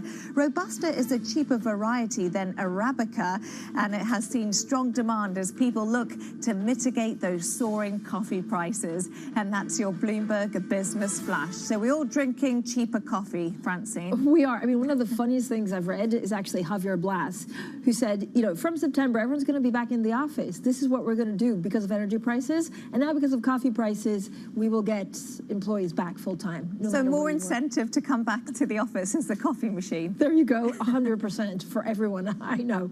Let's also check on the markets, Leanne, to see exactly where we're at. All about Jackson Hole and, of course, that press conference from Jay Powell on Friday. For the moment, we're seeing a bit of a reversal. Nothing huge. The U.S. 10-year yield holding above 3%. Euro dollar 99.42 at below parity. And then European stocks pretty much unchanged, but with a little bit of green. Now, coming up, a whistleblower accuses Twitter of covering up security flaws and fake accounts. Could this help Elon Musk in his legal battle with the social media giant? Well, we'll talk about that next, and this is Bloomberg.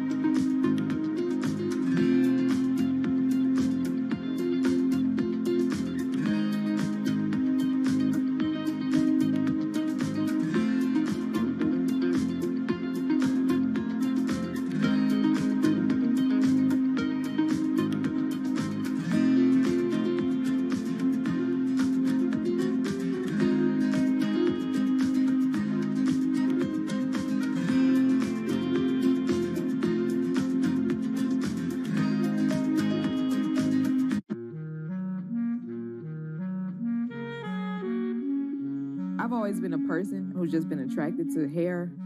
I like to sit and think and theorize how I can manifest these visions that I have for braiding and how I can take something that may seem like it's a line drawing in my mind and apply that to someone's scalp. We are the only culture that has hair that grows out of our head the way that it does. Anyone from the African diaspora is born with this amazingly curly hair that can be shaped into a variety of different ways of expression.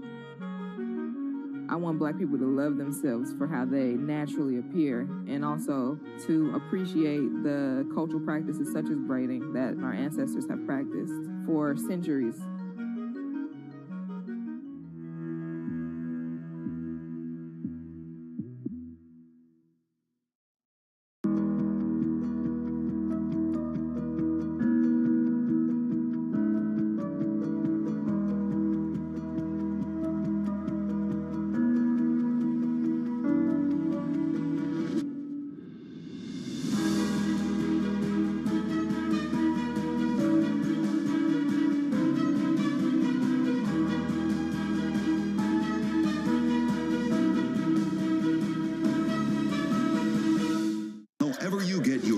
look, Daybreak with Lee. On Bloomberg Radio. Welcome to Daybreak Australia. This is Bloomberg Technology. This is Bloomberg Green. On TV, radio, and the web, this is Bloomberg.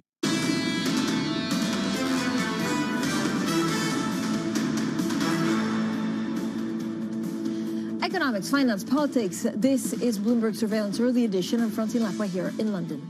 Now, Elon Musk has received a potential boost in his legal battle with Twitter. A whistleblower has accused the social media company of egregious deficiencies in its handling of spam bots and user information. Well, joining us now is Alex Webb from Bloomberg Quick Take. Alex, we had a great roundup yesterday of Jack Dorsey being subpoenaed, and now there's like whistleblower accusations. How does that impact the legal battle? So it doesn't seem to help his accusation to do with bots, the idea that Twitter has intentionally or knowingly misstated the number of bots on the platform. The way that it might help is that there's a suggestion that maybe Twitter isn't as secure as it purports to be. And if that's the case, then perhaps Elon has the opportunity to pivot and say, well, let's forget about this bots thing. This safety thing is a material adverse effect. That's the key term here. Is there something which gives him an opportunity to back out the deal? So that would be the kind of possible weakness it creates. So at the same time, Elon Musk also has to hand over information. Yes, and like that's going to be fascinating as well to see some of that personal correspondence, although sometimes you kind of... This is SMS? No, or DMs? We don't know. Presumably, all of that, anything is possible, although sometimes it seems as though Elon just expresses himself on social media, so who knows whether he would have said anything different in private. Personally, I find the discovery amidst all of this fascinating. You know, what's in Jack Dorsey's correspondence, what's in Elon Musk's correspondence, because what sort of the super wealthy say behind the scenes can often shed a huge amount of interesting light. So will this be public information, or is this just for the courts, I think, in like a smaller state in the U.S.? Well, it depends what the information says, what the Twitter legal team decides to release and what Elon's legal team also decides to release, I think, that and what gets then submitted to the court, you know, for their consumption. So it's not an automatic assumption that everything will become public, but elements of it may well do. So there's also a Tesla stock split, which used to be, you know, very enticing, but now because of the Twitter conundrum, like it kind of taking a bad step, but it's a big deal. Well, yeah, and there's certainly the hope when you do these sort of stock splits, it's really about addressing retail investors at the moment, and we've seen stock splits from Amazon, did a Google 20-to-1 stock splits. These are sizable ones. Tesla won't be quite on that scale. It's going to be a 3-to-1 stock split, but the idea is that, you know, people who with the stock at $650, something like that at the moment, go, well, that's a little bit pricey. I could maybe afford $200 and buy one or two shares, and so it creates an opportunity for some investors to get involved who might not otherwise do so. And given the appetite over the past few years, that might have an effect. Equally, are the sort of people who are retail investors going to have that capital given the inflationary context? It may not be quite as easy. Alex, I read this crazy story, and I've read some pretty crazy stories today on the Bloomberg terminal, but this is amazing. Like there's such Tesla mania, I think, in Korea, that people are actually selling their flats, renting, to make sure that they take advantage of this. I haven't seen that story. Okay, it's a great story. I will check it out. It sounds wonderful. I'll check it out. And it's basically saying like people are indebting themselves by like $200,000 just to make sure that they get a piece of the action. Alex, as always, thank you so much for making us smarter on that. Alex Webb there from Bloomberg Quick Take. Bloomberg Surveillance Early Edition continues in the next hour. Matt Miller and Kate Lyons in New York. Our Anna Edwards is here in London, and this is Bloomberg.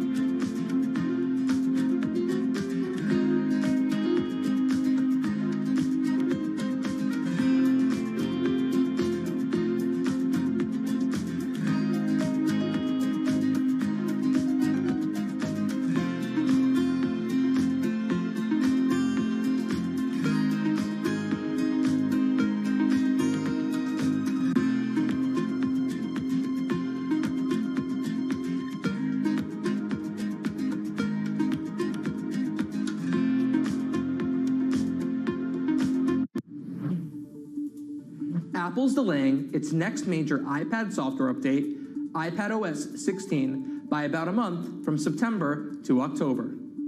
Apple made the decision for a number of reasons, including a still buggy Stage Manager multitasking interface and in order to link the launch closer to the more similar macOS Ventura. Still, it's an unusual move. Since shifting the launches to the fall in 2011, Apple has released its new iPhone and iPad software updates simultaneously each year around September. By staggering the releases, users may find some issues around compatibility with cross-device features like retracting and editing messages in iMessage, the new shared iCloud photo library, and the new feature for transferring FaceTime calls between iPhones and iPads. It will also make it a bit harder for developers to launch apps that run on both the iPad and iPhone that require new APIs and features found across iPadOS 16 and iOS 16. Regardless, it was still, of course, the right move. Stage Manager on iPadOS 16 is still quite buggy, I don't find it particularly intuitive, and it's not compatible with most iPads and many third-party apps on the App Store. The feature clearly needs some more polish. And complaints from consumers about Stage Manager will now no longer probably overshadow the earlier launch of the iPhone 14. No one covers the world like Bloomberg. There's a sense it'll get to 7% in the coming months. Do you see that coming true? There was something of a grey zone battle between Taiwan and China. Where are the job cuts to come from? We will not just cut and run. With unmatched reach and resources from more than 120 countries, the moment news breaks, 24 hours a day. Bloomberg, your global business authority.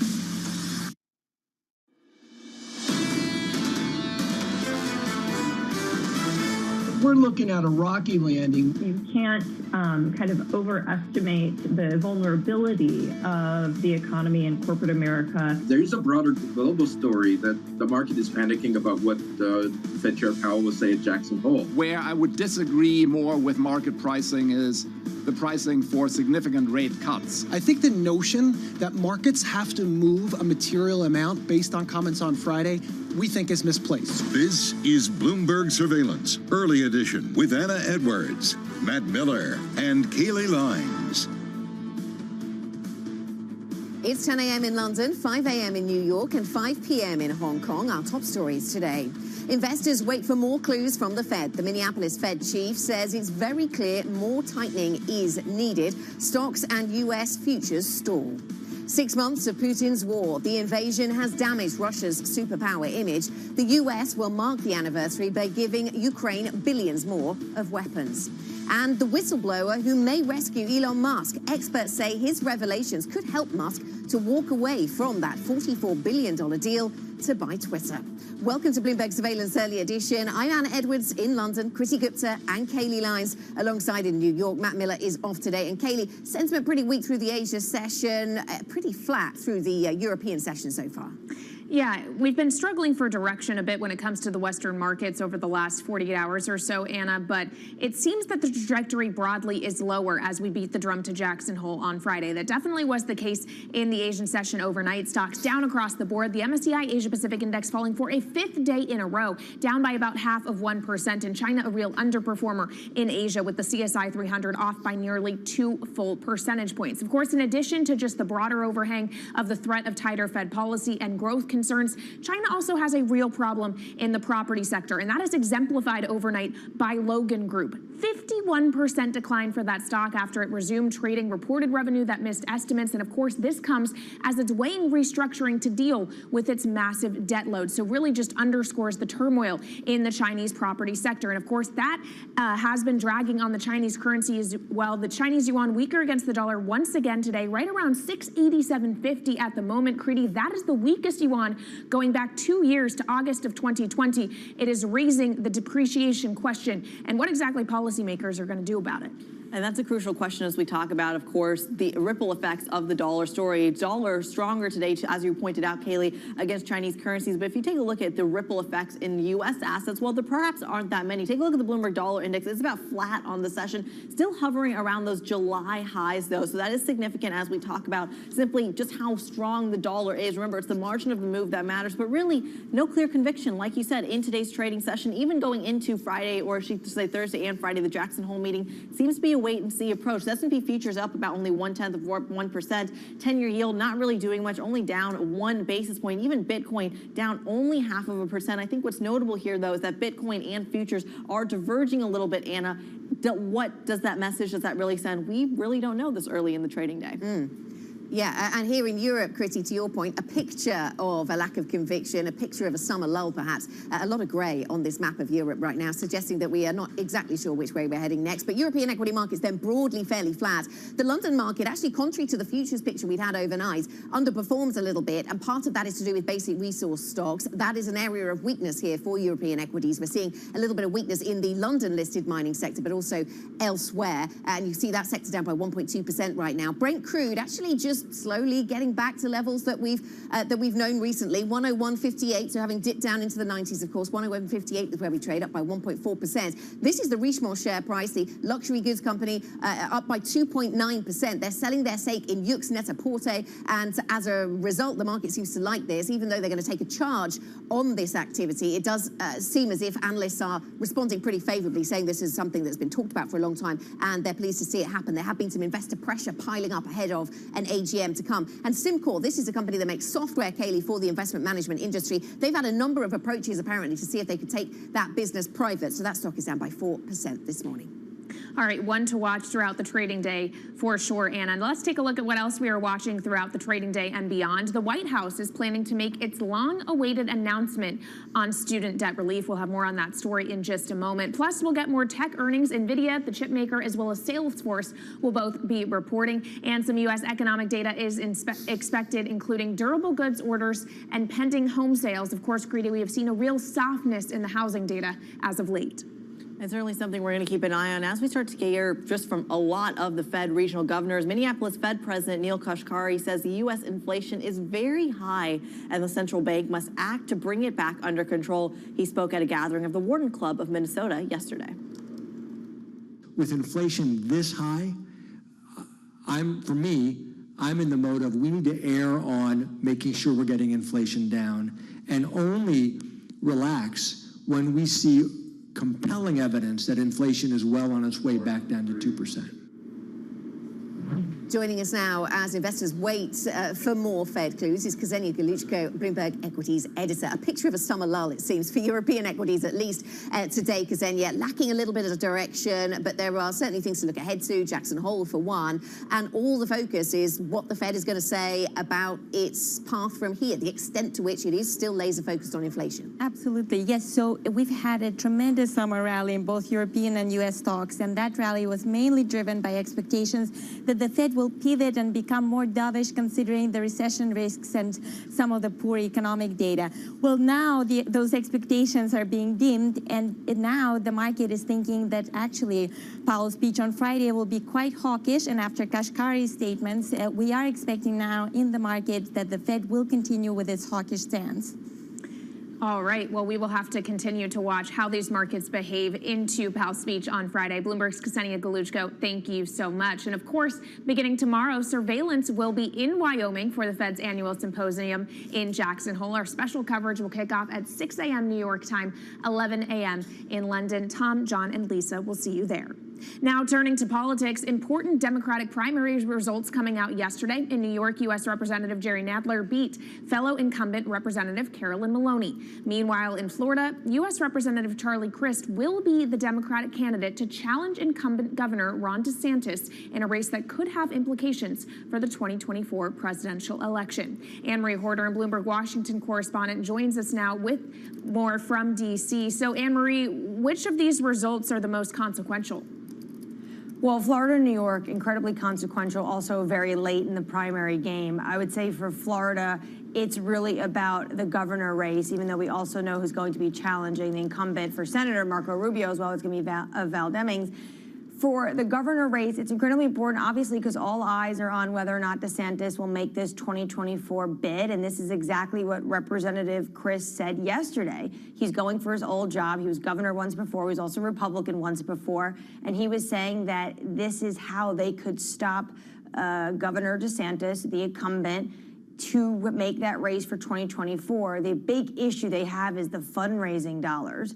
Christ is going to be incredibly behind when it comes to those dollar figures, and really when it comes to the fact that the underdog in this race. And then when you look at New York, this was incredibly difficult for both these individuals, Representative Nadler and Maloney, because they have been in the job for years. They are seasoned lawmakers. They're on very important committees in the House, and they've worked well together in the past. And this got quite heated leading up to it because of redistricting. They were actually facing off against each other. So you have Nadler of the Upper West Side winning over Maloney. This was a big blow to her and her supporters. And Anne-Marie, of course, we are also due to hear some comments from President Biden as well on a student loan plan. What can you tell us about that? Yeah, the White House has been keeping this very close to their chest, these cards, and they've been weighing whether or not what to do with this student loan forgiveness. And it does look like they are expected to forgive a debt of $10,000. There would be a cap for those making $125,000 to $150,000. Also, an extension of the pause on repaying debt till December 2022. It's a tricky line for the president and the administration to walk right now, because on one hand, you have many progressive advocates who are saying this does not go far enough. At the same time, what has been the biggest issue facing this administration is inflation, and many are calling the fact that this could potentially be inflationary. But today, we are likely going to hear this. For months, we've been waiting to hear whether or not or how much the president was going to move on student debt forgiveness. Yeah, cutting it very close to that August 31st deadline. Bloomberg's Anne-Marie Horder reporting from Washington. Thank you so much, as always. Meanwhile, on the foreign policy front, the U.S. will announce another $3 billion in arms for Ukraine later today. This comes as the country marks a tense Independence Day and 6 months since Russia's invasion. Germany, meanwhile, is also said to be finalizing a shipment of additional weapons and ammunition for Ukraine. Chancellor Olaf Scholz spoke yesterday. We will continue our international outreach and underline the global dimension of this conflict. We condemn Russia's attempts to forcefully integrate parts of Ukrainian territory. Our message is clear. Any sham referenda or other attempts to alter the status of parts of Ukraine territory will never be recognized, and that such steps preclude any negotiation approaches. Mark Champion, Bloomberg senior reporter for international affairs, joins us now with more. Mark, we're 6 months in, and we have warnings that Russia's strikes may only intensify. Are there any signs of an end to this war? Well, in short, no. You had a fast-moving campaign at the beginning. It's become very slow in the east, where the Russians really refocused most of their efforts. They're making virtually no progress now. In the south, they've sent troops to reinforce there and are digging in to make sure that the Ukrainians can't mount a major counteroffensive. So right now, it's a really something close to a stalemate. It's not exactly that, because each side is trying to push forward where it can. But we're more or less at a standstill, and there's no sign either of ceasefire talks or of some sort of breakthrough on the battlefield. Mark, 6 months into this, a good time to reflect. We came in with high expectations, I suppose, for Russia's military in the sense of what it could achieve against its strategic objectives, and pretty low expectations about Ukraine's ability to defend itself. Both of those seem to be, based on what we've seen in the past 6 months, quite wrong. So what have we learned then about Russia's military might? Yes, I mean, there were a few people at the beginning who gave Ukraine much chance, and that they were, we in general have been wrong in expectations. That's partly because of what the Ukrainians have done. They've been incredibly innovative and incredibly brave. And support they've had. They've had a lot of support, building up over time, but nevertheless, but it's also been about the failures, and maybe even primarily about the failures of the Russian military machine. Partly this was, issues of command and political decision, but, we've also seen some really fundamental failure and inability of what military analysts have really focused on, is an inability to do any kind of combined force operations, which is what you really need in order to, create dominance and move forward. Bloomberg's Mark Champion, we thank you as always. And of course, we'll have more on the war in Ukraine later this hour with Livia Paggi, managing director at JS Held, a global consulting firm. That conversation later this hour. Meanwhile, stateside, Elon Musk has received a potential boost in his legal battle with Twitter. A whistleblower has accused the social media company of, quote, egregious deficiencies in its handling of spam bots and user information. Joining us now is Alex Webb of Bloomberg Quick Take. Alex, how do these whistleblower accusations impact Elon Musk's legal battle when it comes to Twitter? Well, there are two parts to this. Peter Zatko, who's the former executive, he highlighted some things about the approach to spam bots, and that is clearly so far what Elon Musk has been focusing on.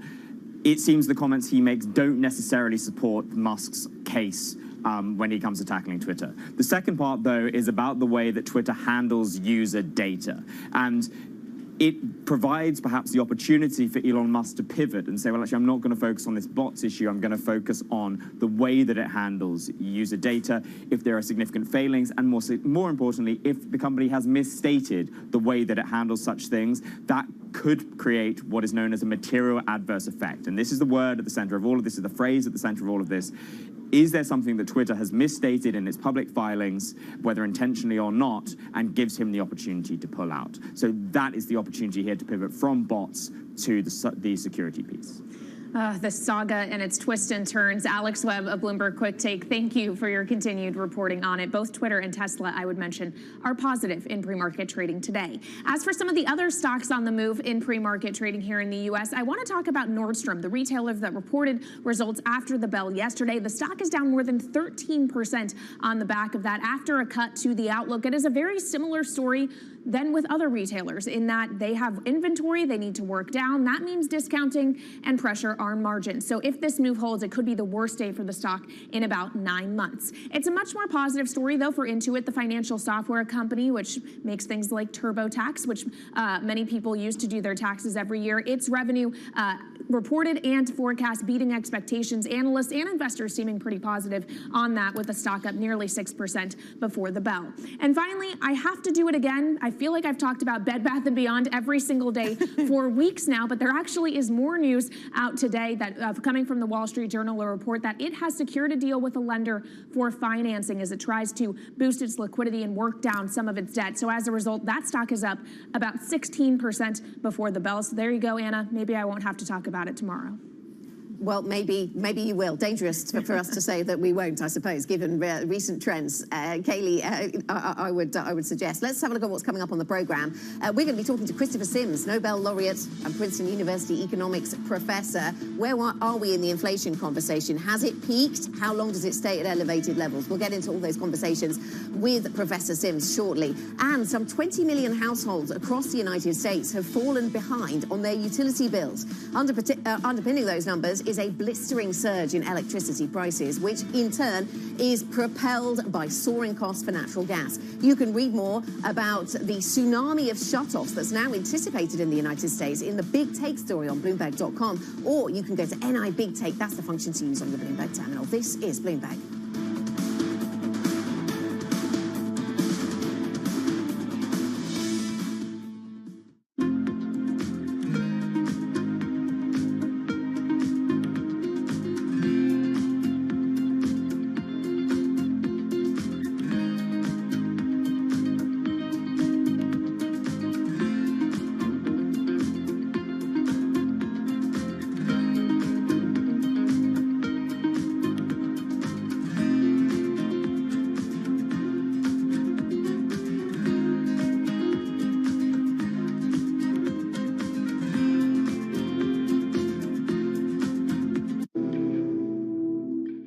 Material samples brought back from objects in space can shed light on billions of years of our solar system's history, including details about the origin of life here on Earth.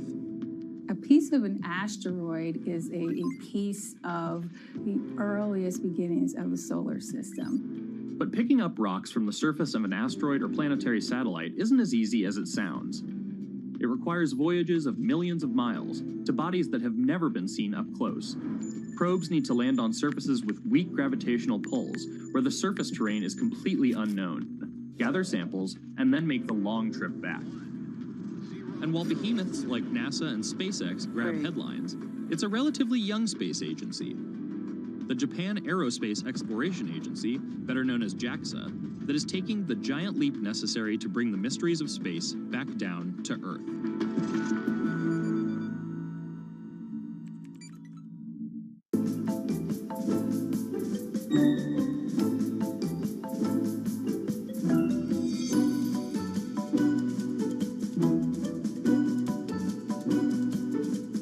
As you look at the company you've created, how do you think you're having an impact on the world for the betterment of the world? We are by far and away the best positioned entity to solve the question as to what does the human genome mean and how can you apply it to individuals.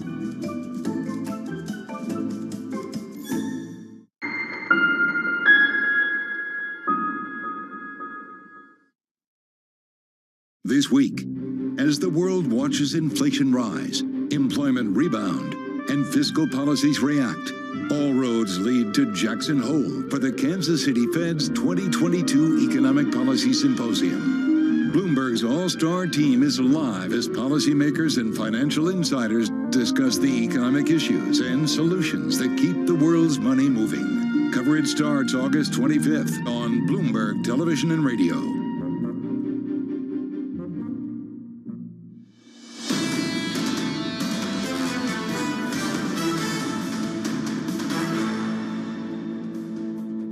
It's not the actual figure of that would be a bit higher that is the big concern. The big concern is what expectations do workers, do markets, assets have about inflation, because that would determine. That was Nobel laureate Christopher Pizzaridis of the London School of Economics speaking to us earlier at the Lindau Nobel laureate meetings in Germany. Joining us now from those same meetings, another Nobel laureate, I'm pleased to say, Christopher Sims. Professor Sims, Princeton University economics professor. He won the Nobel Memorial Prize in Economic Sciences in 2011. Professor, very nice to have you with us. Let's start with the question of the day, question of the year, I suppose, which is around inflation and whether you think it's peaked. I mean, let's talk about the United States. Do you see signs that we've passed peak inflation in the US? I think inflation will persist for quite a while, maybe into next year. It may have peaked. I don't think it's going to suddenly drop within the next several months. But I think the most likely scenario is that it fairly slowly recedes. Fairly slowly recedes, but then does it linger at an elevated level? Professor, what does the trajectory for inflation look like to you? Are we talking about something, you talked about months, but are we talking months or are we talking years with inflation above Fed targets? I think that it's going to be at least months, at least into next year, that it'll be above target levels. Whether it stays above target levels longer than that is hard to predict. It depends on exactly how policy evolves as we go forward. And of course, as we've learned, there can always be a new unanticipated shock that pushes it up or down. Of course, the way the Ukrainian war goes could have a huge impact, and that's very difficult to predict. Professor, we got some news yesterday that there are 2 regional Fed governors who opted for a 100 basis point hike in the discount rate, not the Fed funds rate. I'm curious, as we go into the Jackson Hole meeting on Thursday and Friday as well, and a lot of the market expecting some sort of extreme hawkish move from Jerome Powell himself. I'm curious your take about what that discount rate kind of divergence really means for the broader Fed funds rate path.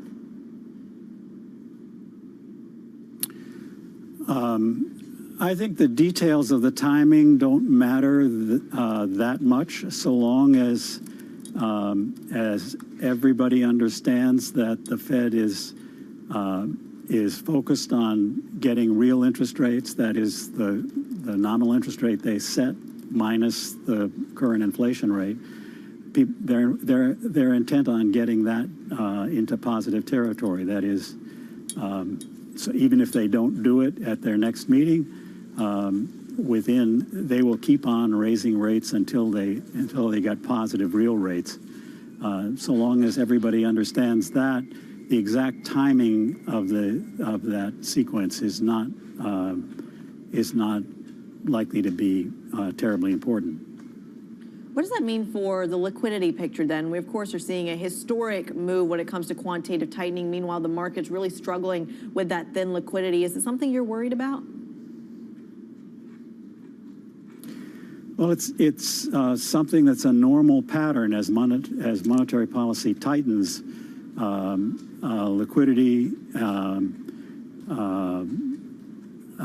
rates on interbank loans, these things begin to show signs of stress when monetary policy tightens. It's part of how monetary policy works. So it is concerning, but it's not unexpected. Professor Sims, as we talk about tightening policy, there is a question of what the result of that will be, not just if it means inflation is down, but growth as well. Where do you put the odds of a global recession? That's a hard question. I don't think it's certain by any means. Some people would say that with the yield curve inverting, that a recession is almost inevitable. I don't think it is inevitable, but it certainly could happen. It could also happen if fiscal policy worldwide is on average much too expansionary. We could have no recession because we fail to succeed in bringing inflation down. I don't think that's very likely, but it's something people should keep in mind as another possibility. Well, and of course, the trajectory of global growth is not just dependent in large part on the U.S. economy, the world's largest, but also the second largest, China, which has a multitude of problems of its own. And there's tensions between those two economies, this idea of perhaps further decoupling. I'm wondering what you see as the future of globalization, if we will indeed be a more deglobalized world, and ultimately what the economic implications of that are.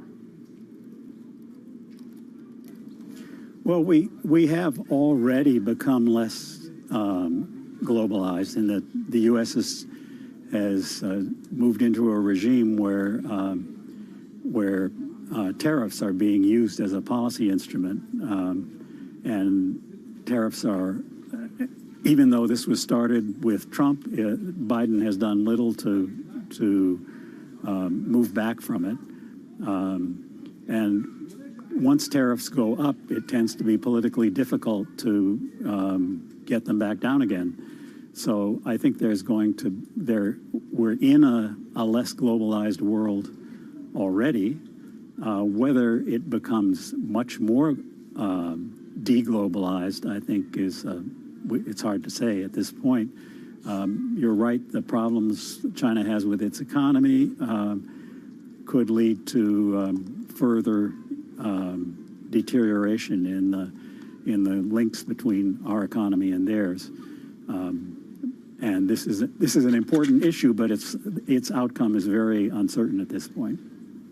As is so much. Thank you so much for your time today, Christopher Sims of Princeton, a Nobel laureate in economics. We sincerely appreciate your insight. Now, coming up, as we talk about the global economy and central banks, what are the implications for foreign exchange as we have a persistently stronger dollar and a weaker pretty much everything else? We'll discuss with Esther Reichelt, Commerce Bank FX strategist, coming up. From New York and London, this is Bloomberg.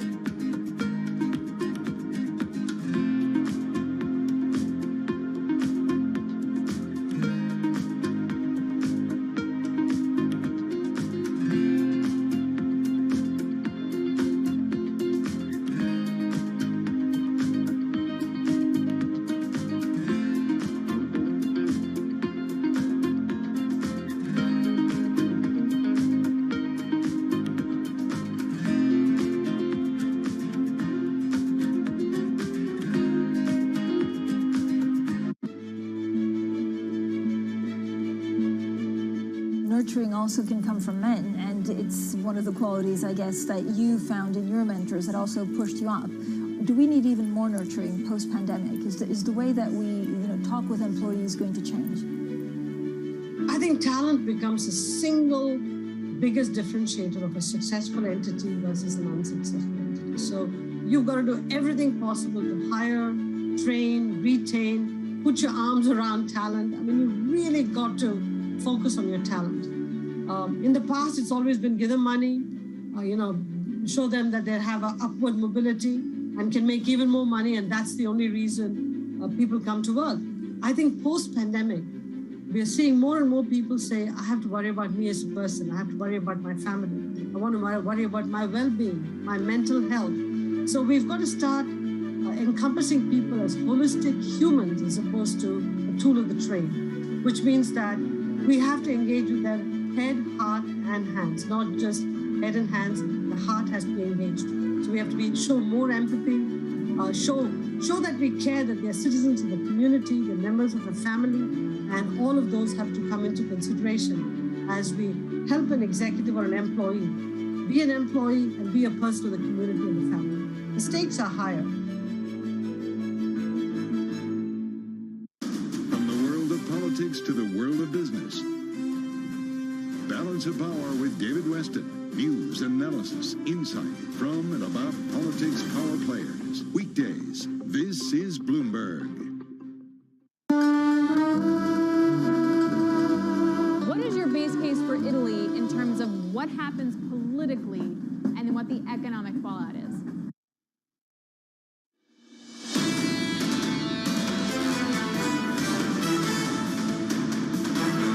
This is Bloomberg Surveillance Early Edition. Here's what you need to know. Investors wait for more clues from the Fed. The Minneapolis Fed chief says it's very clear more tightening is needed. Stocks and U.S. futures stall. 6 months of Putin's war, the invasion has damaged Russia's superpower image. The U.S. will mark the anniversary by giving Ukraine billions more in weapons. And the whistleblower who may rescue Elon Musk. Experts say his revelations could help Musk to walk away from that $44 billion deal to buy Twitter. I'm Anna Edwards in London with Chrissy Gupta and Kaylee Lyons over in New York. Matt Miller is off today. And Chrissy, yes again, another day where we're kind of stalling, scratching around, waiting for the symposium at the end of the week. All eyes on Wyoming. Yeah, it's kind of that wait and see mode that continues to really dominate the trading. Although I will say, even in the last 30 minutes, you have a little bit of a negative kind of tilt showing up in U.S. futures, and that's going to be significant. 30 minutes ago, we had futures actually tilt higher about 0.1%. Now they're about unchanged, but tilting into negative territory. And in the meantime, we've actually seen Bitcoin drop further and further into negative territory. Once again, only down 0.6% relative to the 0.4% in negative territory it was about 30 minutes ago. So once again, these are very marginal moves. Nevertheless, you are seeing risk sentiment perhaps turn for the worse just a touch. Nevertheless, in the 10-year yield and the dollar, once again, the story really is unchanged. Kaylee, rescue me from the boredom on the macro front. Walk us through the micro. Well, it may be unchanged across some asset classes, but actually you've seen some real strength coming through for oil in recent days, Creedy, which is why energy was far and away the outperformer on a sector basis yesterday, even as the broader market was struggling for a direction. And once again, you do see those energy stocks getting a lift in early hours with WTI around $95 a barrel once again. The likes of Occidental Petroleum up about 2.2% and Marathon Oil up about 1.5% as well. And I have to talk about the meme stocks, as I do pretty much every day now. Bed Bath & Beyond, of course, has seen a lot of action, a lot of volume and volatility. Lately, it has been more so to the downside, but this morning up nearly 16% in early hours after the Wall Street Journal reported it has secured a financing deal with a lender as it tries to boost its liquidity and work down some of that debt. And you're seeing a little bit of a bid coming in for other meme stocks as well, the likes of GameStop, Anna, higher by about 2% in early hours. Yeah, I was reading how this could be, once again, another talking point as we head into the fall, into the autumn. Apparently, it chimes well with student calendars. Let's have a look at where we are on Europe. This is the European stock market right now. Stocks Europe 600 down by 0.2%. Again, that wait-and-see pattern. Basic resource stocks, one of the areas of weakness, and that means that London is underperforming, so we're down by 1.4% on that sector. Brent crude, just keeping an eye on where we are on the oil price. After recent highs, we sank back a little bit on expectations, perhaps, of slower growth globally and and maybe of more production. Well, the Saudi news just a day or so ago certainly asking questions about where production goes from here from OPEC Plus. Brent crude back above $100, 101.30 is where we trade right now. And this is the Richemont share price up by just shy of 3% as the luxury goods company is selling its stake in Yoox Net-a-Porter. It was trying to put together an online platform for selling all kinds of brands across the luxury space. Well, that hasn't exactly panned out as expected. And even though they'll take a charge, Chrissy, on this particular action, it does seem as if analysts welcome the move. Well, let's certainly go from the micro, once again, right back to the macro, because we have to talk about this foreign exchange story, which is really permeating a lot of the bottom lines for a lot of, not just corporate America, but I would say corporations around the world. Joining us now is Esther Reichelt, Commerce Bank's FX strategist. Esther, thank you as always for joining us. Let's dive right into the euro story here. It is below parity, but I'm curious how much of that pain or that weakness that you're seeing in the euro is not necessarily a story of the energy crisis in Europe, but perhaps a story of the ECB's ambivalence. Your thoughts? Well, that's an interesting question, because what we have seen is that there is an increased correlation between gas prices and the euro. So if gas prices go up, euro goes down. What we've also seen since the beginning of August is that the market has corrected or has priced in more ECB rate hikes, but the euro was not able to benefit from that. And I think clearly that's because the ECB in general is seen as a very reluctant central bank, while the Fed is giving, or while we hear more and more hawkish comments from the Fed, even from traditionally rather dovish central bankers. So as long as this divergence exists, I think it will be hard for euro-dollar to go back up again. So what will it take? I mean, what kind of forecast are we looking at here? I believe the consensus here is that the euro is only going to go weaker as we head into the winter, but I'm curious what the pivot point is to get it perhaps back above parity and sustainably so. Well, on the one hand, maybe a surprise on the geopolitical side, or maybe, you know, like some indications that the gas crisis is going to be less severe than feared. However, this is really, you know, like a gamble, and can't really set on that. I think any up move in euro-dollar is rather going to come from the US dollar side, because the market currently prices in that the Fed is going to reduce rates next year. It's already repricing this a little bit as the Fed remains hawkish. However, if the Fed is actually moving more towards the market side, I think we will not see much, or we will not see euro-dollar levels much more below, or much stronger below parity. Okay, Esther, just sticking with the euro for a moment, I was quite taken by some comments earlier this week from the Belgian Prime Minister, who suggested that Europe could be facing 5 to 10 tough winters. I wonder whether markets are, I mean, we don't know if that's true or not, but I wonder if markets have a sense, an accurate sense of the time horizon for this particular energy crisis. Well, I would say absolutely not. Everybody's focusing on the winter that's right ahead of us and not thinking much longer. And I'm not sure whether this would already be a story for the exchange rate, or because it's too far, you know, like the uncertainty is too high, and we have so high risk premiums already for the short term priced into the exchange rate. I think we will only face this as we come out of the winter of this winter, and we will see how inflation behaves, how what potential to move the ECB has, and, you know, like the next winters will only be a topic maybe for exchange rates coming in spring. Let me ask you about the other side of that euro-dollar pair then, and that is the dollar, or rather stepping away from the euro side, Esther. On the strong dollar, it seems to be such a consensus play. I wonder what is the best way to play the dollar here, because the euro obviously has traveled a long way, maybe other pairs less so. Yeah, that's a question on how interested in risk you are, you know, because as I said, there is a divergence between the Fed and the market, you know, like the Fed is indicating that they are going to hike stronger, or that they are going to expect more rate hikes, and that they are going to stick to a high interest rate level. That's not what the market is pricing right now, you know, like the market still expects the Fed to cut rates if we indeed see a strong recession. But there is huge uncertainty, and which can benefit investors which play it right, because we are seeing sentiment deteriorating, but in the real economy, the recession fears are not yet there. So there is a lot of uncertainty that could benefit the risk-interested investor. Well, Esther, we talk about the Fed tightening policy, and there's other central banks that are doing no such thing, namely the Bank of Japan. I love in your note, you have a line in there that says the yen stands no chance against the U.S. dollar. What are we realistically looking at dollar yen, and will that ultimately change the calculus for the BOJ? It might, because let's be honest, the Bank of Japan is going to be like, it doesn't have any more it can do to ease monetary policy. It doesn't want to tighten monetary policy, as inflation is still quite low, in particular in global comparison. So dollar yen will be just the dollar side. And if we expect a further dollar strengthening, dollar yen can easily move towards like the 140 mark or something like that. However, the Japanese side or the yen side is totally passive with respect to the dollar yen outlook. They just have to take what comes from the global side. Esther, thank you very much. Thanks for joining us. Esther Reichelt, Commerzbank's FX strategist. Thanks for spending time with us here on Bloomberg TV. Coming up, on the war in Ukraine, we will be speaking to Livia Paggi, Managing Director at JS Held, global consulting firm. We'll get her perspective on where we have traveled to in the last 6 months and where will the conflict go from here. This is Bloomberg.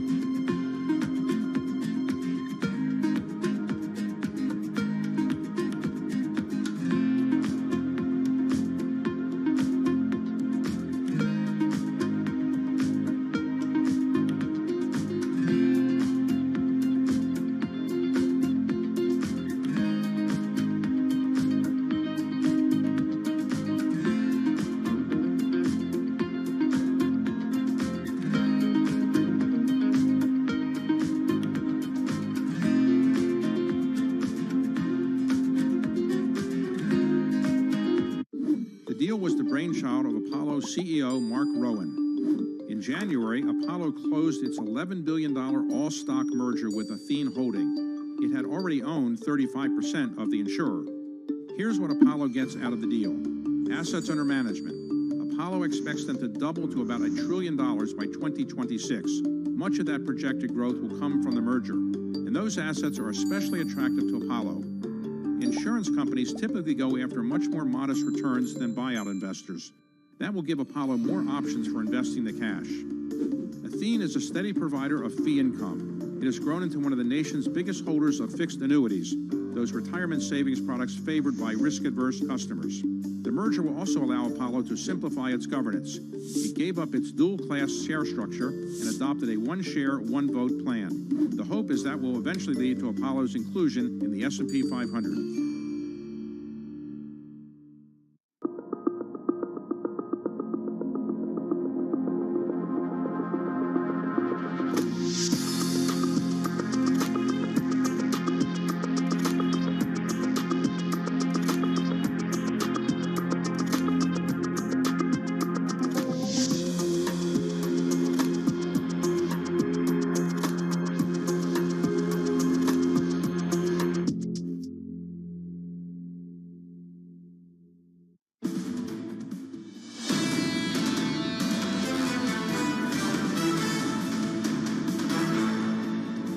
It has never been more important for us all to stand together in defense of the foundational principle of international law, which is that no territory, no country can acquire territory or change borders by force of arms.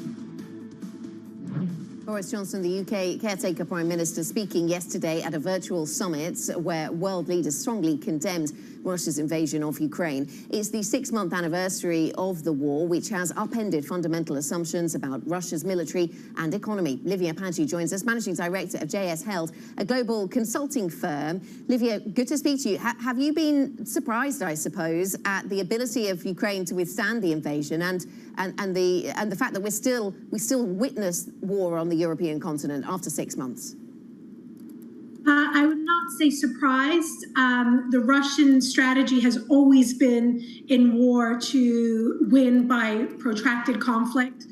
We've seen them in Afghanistan, we've seen them in Georgia, and in a few other post-Soviet countries, and that has always been the strategy, which is effectively to create frozen conflicts where they dominate certain areas and it becomes a war of attrition. However, at this point, we do not really see any real hopes for a resolution to come. At the moment, all diplomatic channels seem to be shut down between the West and Russia and Ukraine and Russia. And do you have an idea of what it is that Russia is trying to achieve now? We had a sense of their goals, their aims at the start of this conflict. What do we think they're trying to achieve now? Russia's goals are very consistent, which is to weaken Ukraine, to effectively dominate Ukraine, to restore a sense of greater Russia, Eurasianism over the entire post-Soviet space, which includes over Ukraine, and effectively to make it entirely dependent on Russia so that it cannot function as an independent state or a state that can forge close ties with the West. On the subject of the West, Livia, obviously in the last 24 hours, we've learned of more pledges from Germany as well as the U.S. for more military aid. But we're 6 months into this conflict, and what you're describing is a conflict that is going to last for some time in the future. I'm wondering to what degree you expect there to be Western fatigue and waning support for Ukraine the longer this drags out. This is a really key question. We have seen Western leaders up until now really rally around Zelensky and support him. We've also, as you've mentioned, we've seen these huge packages be delivered to Ukraine. However, there is a very high price that Europe is paying, and there's a number of global implications as well for food shortages. But taking Europe alone, we're seeing 96% inflation in gas prices for the UK. The former CEO of national oil giant in Italy mentioned yesterday that Italian industry can't compete anymore. So really, I think it's going to depend on how this winter goes. The states in Europe are going to have to heavily intervene in order to protect businesses and consumers and household consumers to the extent possible. And after this winter, we will have to regroup and see where we are and how much European governments can tolerate this current economic crisis that we're effectively entering into. Well, sticking with the subject of energy and the weaponization of it, Livia, obviously already there has been reduced flow of Russian natural gas into Europe. There remains a question of whether the taps are going to turn off entirely. If Vladimir Putin has to continue to fund a war of attrition, does that political and economic calculation make sense to you? I mean, how large of a threat do you realistically think there is of a cutoff in its entirety? So what we've seen is that Putin he's been turning on and off the tap, right? So he's effectively controlling the gas market, and that's what that's the main political point he's trying to make, is that he has full control over these gas prices, and when it's convenient, he can open the taps, and when it's politically or economically not convenient, he'll close the taps. He does have other markets, gas markets, so China and others are at the moment acquiring gas, and he does have a significant oil market which he can sell to. However, I think what we need to keep in mind about the Russian state is that they are incredibly resilient. If the Russian state has to wait it out and there's an economic hit for several months and that politically suits them, they will take the necessary steps to do that. So not all of Putin's calculations are necessarily purely economic. Livia, I'm curious from a Western perspective. You look at the likes of the U.S. and Europe, they've really thrown the kitchen sink at holding Russia accountable. Have they also hit the upper bound on what they can do in that regard? I mean, I would certainly say that from a sanctions perspective, there is very little additional steps that they can take. Most of Putin's close allies have been sanctioned. Major state entities, state companies have been sanctioned. So from a pure regulatory perspective, there's not very much additional steps that the West can take. I think at this point, what the West's main weapon in this conflict is to keep on funding Ukraine, because obviously Ukraine independently is not able to win this war against Russia. So the way that the West can continue on to look to undermine Russia is by continuing to fund arms to Ukraine, give them aid packages, and move in that direction. As we've seen, it's impossible for the West to entirely cut off energy supplies because the hit is too big to our economy. So it's unlikely that the West can fully, undertake an embargo against Russian gas this winter. That is not an option we have, and it's not really an option to put an embargo on Russian oil either. Olivia, drawing on your experience with emerging markets that have been in crisis, I'm curious what kind of timeline you're advising your clients on. How long could this conflict continue to last? At this point, we're certainly looking at the next 6 months, because at least 6 to 9 months, because the President Putin is certainly going to be looking to capitalize on the winter and make sure that he can do as much damage as possible to the West with the winter. So we'll see. I think we'll be in a better place to assess the situation where we are in February, March of next year of 2023. We will get a sense of what the economic hit was on European industry and households, how much the governments have been able to fare, and also where the Russian state is in terms of resources to fight the conflict, in terms of weapons and cash. Olivia, thanks very much. Thanks for joining us. Olivia Paggi, Managing Director of JS Held, joining us to talk about 6 months of war in Ukraine. And tomorrow, with a focus on the macro, back to the macro themes, and Jackson Hole. Surveillance heads to Wyoming for the Fed's annual Economic Policy Symposium in Jackson Hole.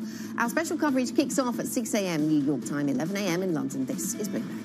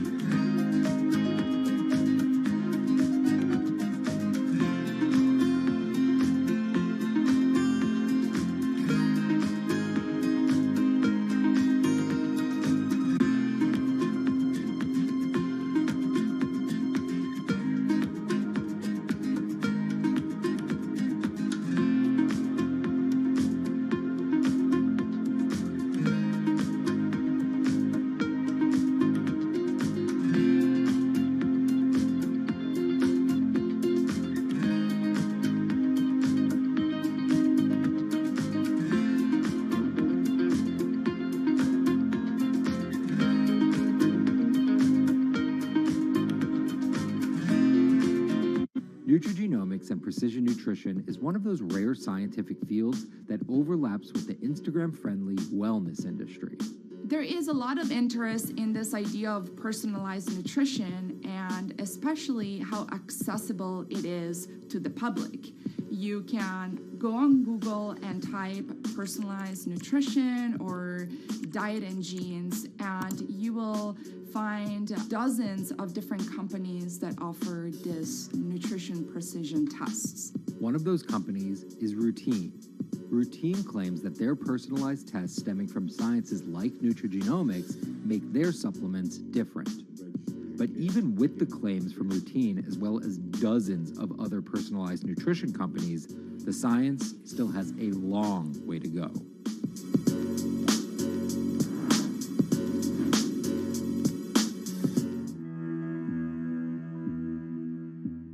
Lots happening on Wall Street. I think Jay Powell said things that were indefensible. Need to catch up? This is Bloomberg Wall Street Week. I'm David Weston. We've got the information and insights. We think that's the next secular shift. From businesses most influential and instrumental. Yes, it's about renewables. It's a challenging dynamic. This is a level of uncertainty that we haven't had to deal with. Bloomberg Wall Street Week, live Friday with replays all weekend on Bloomberg Television and Radio. Bloomberg Green, bringing you the business, data, and innovators fighting climate change. Reinventing climate news on TV, Quick Take, and Bloomberg.com.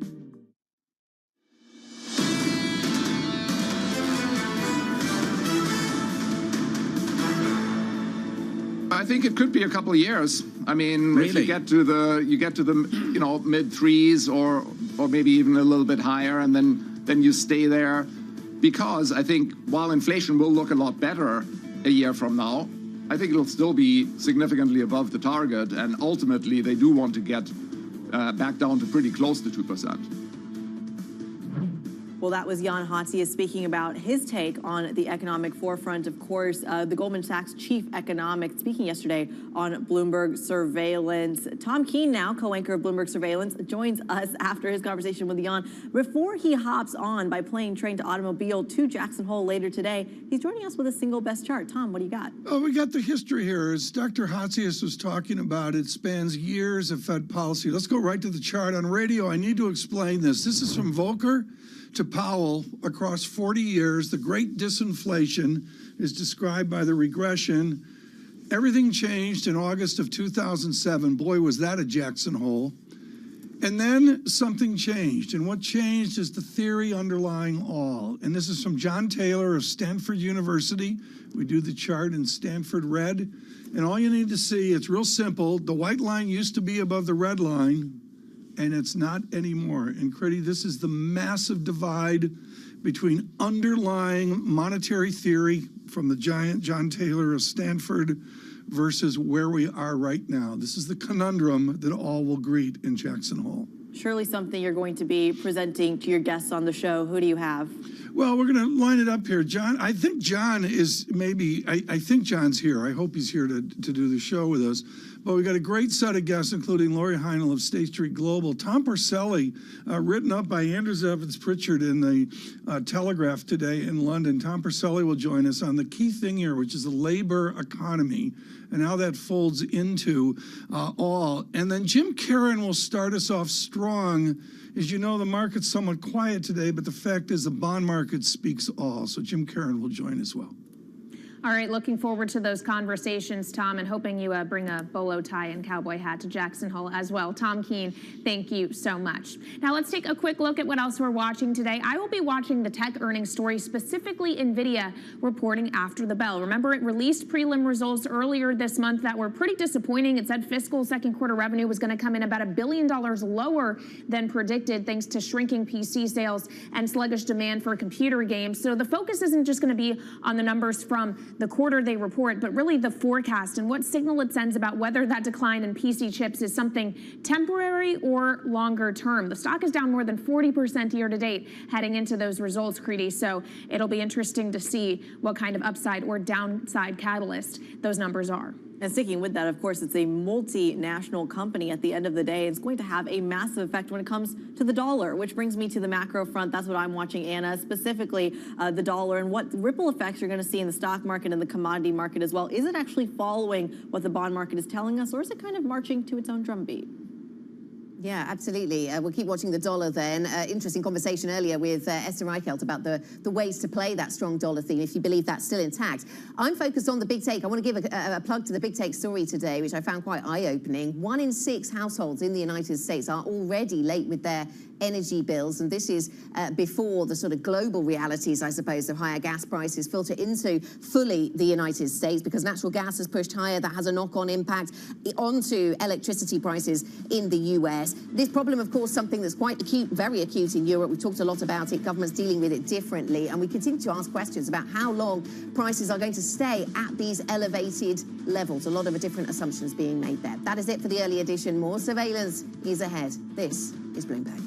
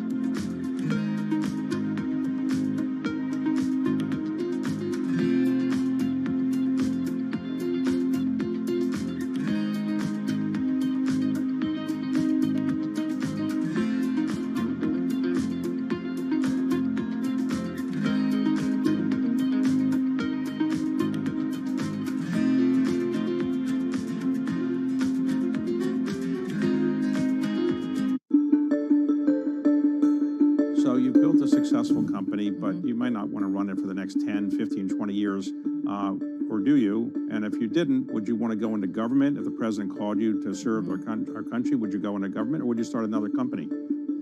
I love what I do. And I feel like I have this luxury with 23andMe that it keeps evolving. You know, we started out just as a consumer company. We're thick in research. We got into drug discovery in 2015, and now we're getting to the delivery of care.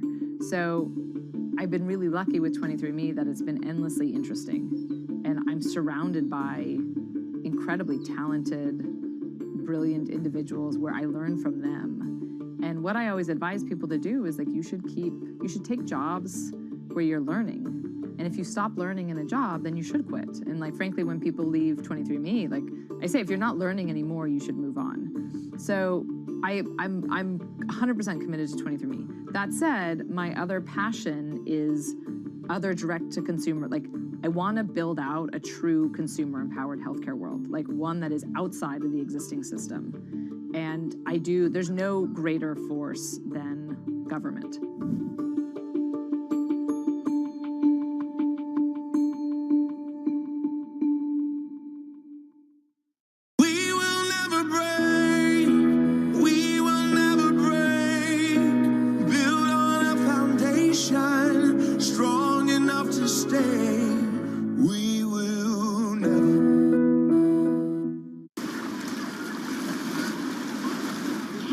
Is moving both Citadel and Citadel Securities to Miami. The scoop was broken by Bloomberg's Amanda Gordon.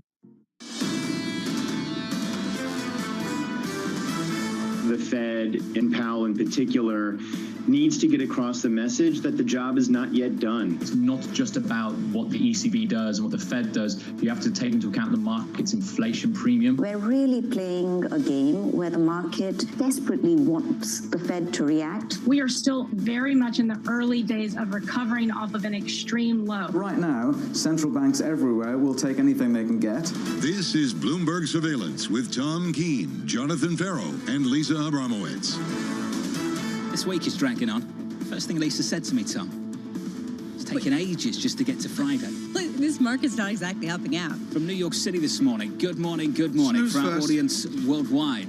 This is Bloomberg Surveillance on TV and radio. Futures TK down about 0.1%, 3 days of losses into Wednesday ahead of Jackson Hole. Yeah, some sport here, and it's finally a quieter market, John. I'm going to really call it a pre-Powell churn going on this morning. But beneath the churn, there's a lot going on. John, to me, the headline is Netherlands natural gas is not giving it up. To me, that's the headline this morning. Did we get the appetizer for the next headline from Neil Kashkari of the Minneapolis Fed? He spoke yesterday evening, Tom. He said, we are at very high inflation. This is a completely unbalanced situation, which means to me it's very clear. He goes on to say, TK, we need to tighten monetary policy to bring things back into balance. He wants to go big. Once more, Tom, potentially another 75. The aerospace engineer, the Uber dove out of Minneapolis. And you know, when you hear Kashkari talk like that, imagine what we're going to hear from those people we and Mike McKee will speak to in Jackson Hole. I think it's just real simple, John. Forward guidance is going to be very forward here as we wait for a data-dependent speech. Bramo, do you think it's too early for Chairman Powell to pre-commit to a September move, given how much data is still to come in between now and then? Let's say he does commit to a September move. Does that move the markets, or have the markets already moved ahead of some sort of commitment on that level akin to the hawkishness that certainly has been the tone to all of the analyst notes? I mean, how do you deal with a market that's pricing in a reaffirmed hawkishness to a Fed? How is Jay Powell deliver on that, given that it would have to take some pre-commitment or something other than just rhetoric? For those interested in the path ahead, September 2nd, we get the payrolls report. We get another CPI report on September 13th. And I have to say, Lisa, after the PMIs of yesterday, which were dreadful, and not just in Europe, but also here in the United States, I have to say the ISM takes on a little bit more importance too. Especially because also anecdotal information, like the earnings that we've seen from Nordstrom, for example, showing that even middle class and even upper middle class shoppers are starting to push back and be much more discretionary in the buildup of inventory. How much does this lead to this feeling of a disinflationary push that the Fed is going to, perhaps respond to in a way that would not be that hawkish? Feature's a bit snoozy this morning. morning. CK's language, not mine. Futures down by 2 points. We're negative 0.05% on the S&P 500. Looking at the bond market, yields unchanged, 3.0443% on a 10-year, a lift over the last week. In the FX market, 99.47, euro weakness returns. Lisa, euro dollar negative, 0.25%. Yeah, just sort of shocking to see that persistence. You know, John, I keep thinking about the hawkishness that people are expecting from the Federal Reserve, from Fed Chair Jay Powell, and then wondering about the disinflationary trends that we continue to see in the data that's trickling in. You mentioned what we saw yesterday with some of the PMIs out of the U.S., also the housing market. Today we get July durable goods orders at 8:30 a.m., as well as July pending home sales at 10 a.m., and this comes after yesterday's home information that was dreadful. You are seeing activity fall off a cliff, and the expectation is that pending home sales will be the same. This is noisy information. This is really important because yesterday the number of activity, the number of sales actually completed, it really fell off a cliff, but a lot of it had to do with homes that had not yet been completed. So there's a lot of noise under these numbers. At 1 p.m., the Treasury is auctioning off $45 billion of 5-year notes. Yesterday's 2-year auction was fascinating. It was the third worst going back to 2018. Basically, people don't want to bid on something that is trading like a penny stock, which is basically the rates market on the front end, given all of the uncertainty around what the Fed's going to do. I am more interested in the 5-year yield. How much do people have conviction over the medium range of what the Fed's going to do? Where are they going to top out with the Fed funds rate? What is that going to mean for the economic outlook and inflation? And today, President Biden is expected to announce student debt relief program. John, super awkward for him, because on one hand, he has people in his own camp saying it's not generous enough to propose $10,000 of debt relief for people with a certain income. Other people saying, you're really going to do this now at a time when we're worried about inflation. Either way, it's a very controversial issue and one that he plans to unveil later today. Our policy is super complex. We'll catch up with Anne-Marie a little bit later this morning. Bramo, I've got to squeeze this in. The drought that you mentioned to start the week, that you said we should focus on, China in the news in a big way, given their extreme drought and the threat to hydroelectric stations in the country. This is a global story. I have been tracking this so closely. You're seeing a global drought. And for China, the global drought is leading to a decline in manufacturing, which is leading to potential further supply chain disruptions. They cannot catch a break. Some people saying this is potentially worse than some of the COVID outbreaks that they've seen. We got to keep watching this space and really track how it's affecting not only China, Germany, and the U.S., but also the developing world. Elisa, thank you for drawing our attention to that. I wish I could cheer you up, but our next guest in his notes, it calls for the RIP cycle. It's Jim Caron, fixed income portfolio manager at Morgan Stanley Investment Management. Jim, help me out here. What is the RIP cycle? What is that?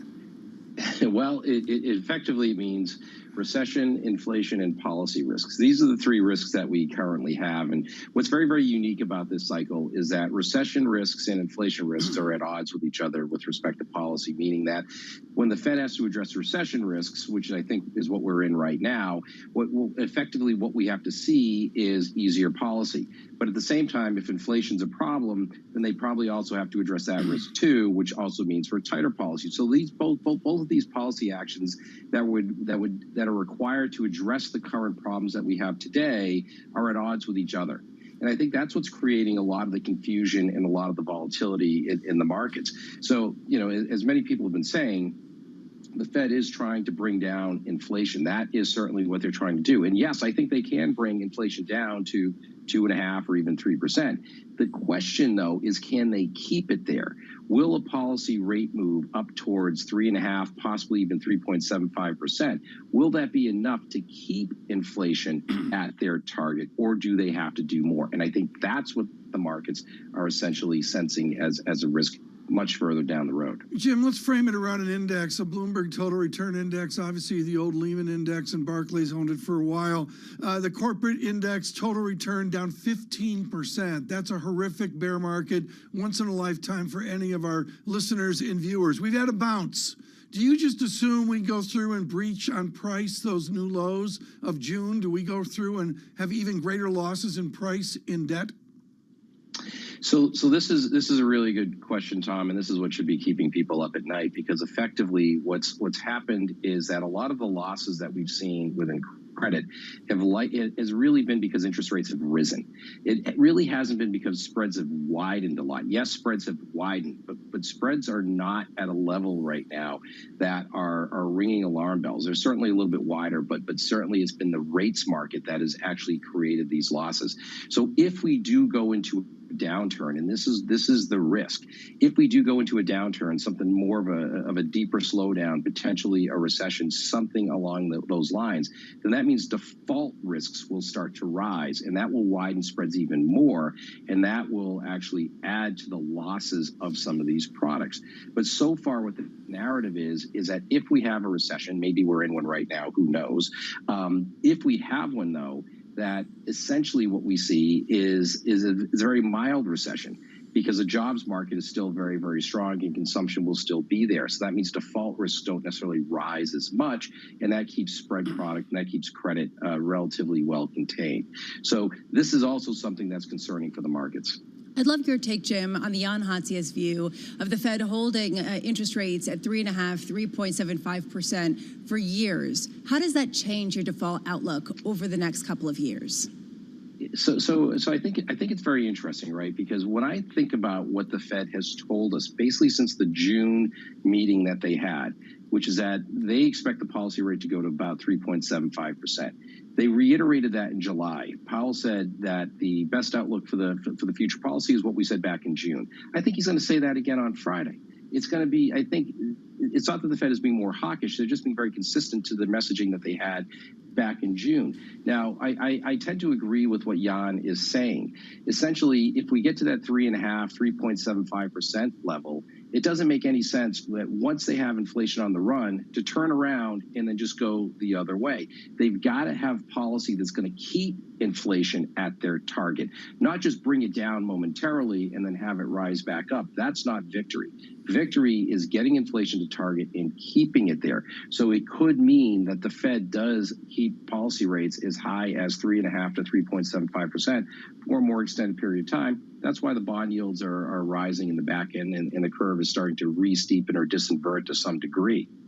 Jim, awesome to hear from you, sir, to kick off our coverage this morning before we head out to Jackson Hole, Wyoming. Jim Caron there of Morgan Stanley Investment Management. Just to reflect on some of the data we've had so far this week, the PMIs from S&P Global in the United States yesterday, the team here at Bloomberg breaking this down. If you strip out the pandemic, that's the worst read we've had on that number, Lisa, going all the way back in data back to 2009. It was that dreadful. Will it be confirmed by the ISM? Because there's been a little bit of a divergence between those two things over the last month or so. Will be fascinating, but I was surprised by how well we shook it off, given how bad it was.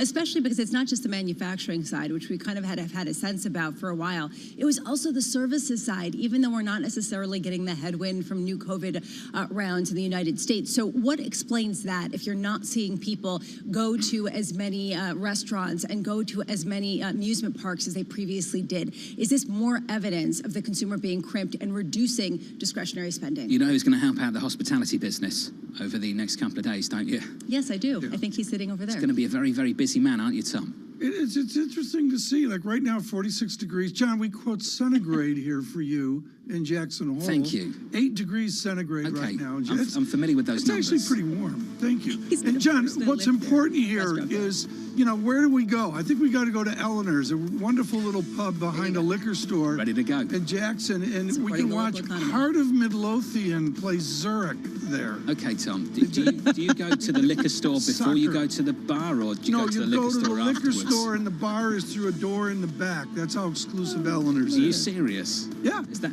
okay? Yeah. We'll check it out. And Heart of Midlothian, I think they look good against Zurich. Okay, surveillance after hours, available on Twitter. In the middle of the night, maybe. Check it out before it gets deleted. Futures unchanged on the S&P. From New York, this is Bloomberg. Keeping you up to date with news from around the world with the first word, I'm Ritika Gupta. Minneapolis Fed President Neil Kashkari says it's very clear that the central bank needs to tighten monetary policy. In a speech, Kashkari said U.S. inflation is very high and the Fed should relax only when there's evidence that it's on the way back down to 2%. U.S. consumer prices rose 8.5% in the 12 months through July. It is the 6th-month anniversary of Russia's invasion of Ukraine, and the war has upended fundamental assumptions about Russia's military and economy. Analysts have been surprised that Moscow's much larger and better-equipped army did not quickly dominate Ukrainian forces. On the other hand, Russia's economy is holding up better than expected, despite sanctions imposed by the West. Japan is planning a dramatic shift back to nuclear power more than a decade after the Fukushima disaster. That includes restarting a number of shut-down reactors and developing new plants using next-generation technologies. Japan is trying to avoid more strains on power grids that are buckled under heavy demand this summer. Today, President Biden will make his long-awaited announcement on student debt relief. Some of his allies are likely to be disappointed. The president has been considering forgiving $10,000 per borrower in student debt, whilst capping the relief at incomes of $125,000 to $150,000. Advocates say the debt forgiveness limit should be higher to help Black or lower-income students. Global News 24 hours a day, on air and on Bloomberg Quick Take, powered by more than 2,700 journalists and analysts in more than 120 countries. I'm Ritika Gupta. This is Bloomberg.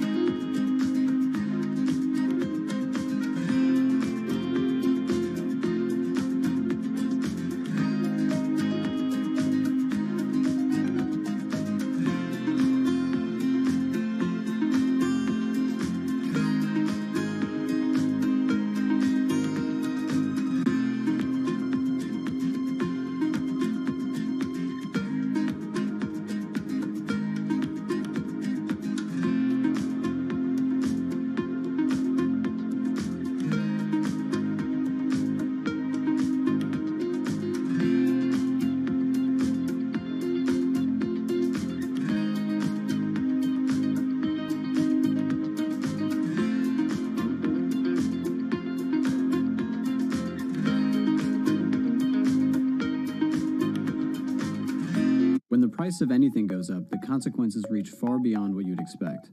But perhaps most of all, when it comes to food. In 2010, surging food prices helped spark the Arab Spring. Lives were lost, regimes fell, and the consequences are still with us. Once again, food prices are rising, and fast. Energy costs, broken supply chains, and surging demand were just some of the factors that have driven food prices to their first record high since the Arab Spring. And that's all before a war between two of the world's biggest food producers. Ukraine is called the breadbasket of Europe, and taken with Russia, the two account for about a quarter of global wheat trade. They produce more than half of the world's sunflower seeds and oil, nearly 20% of the barley. Now throw in rising energy prices, and processing, transporting, even refrigerating food gets more expensive. Plus, fertilizer production is extremely energy intensive. Less fertilizer means lower crop yield, and prices rise even more.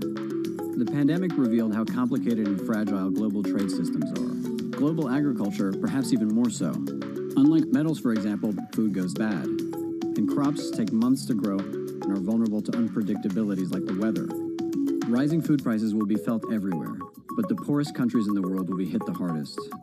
And as all these factors compound, the real fear is that record high will lead to record high, and ultimately to a global food crisis with vast consequence. Markets are preparing to close, but the day is not over yet. Stock that is now up about 45%. A lot of volatility right now. You need the power of the Bloomberg terminal to get you market-moving data before anyone else. These numbers are much higher than expected. Upgraded today to overweight. You need top analysts to bring you exclusive global insight into cross-asset markets. The muni bond market. China is a really big focus. Bitcoin ain't playing along today. It's going to be short-term. Bloomberg Markets, The Close, weekdays on Bloomberg. The top names at the Fed are on Bloomberg. It is essential we get inflation down. People want jobs, but they also want low and stable inflation. We have to give them both. Nobody covers the Fed like Bloomberg, your global business authority.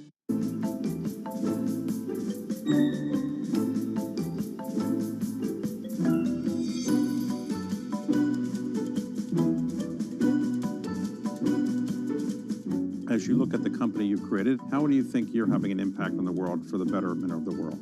We are by far and away the best positioned entity to solve the question as to what does the human genome mean and how can you apply it to individuals.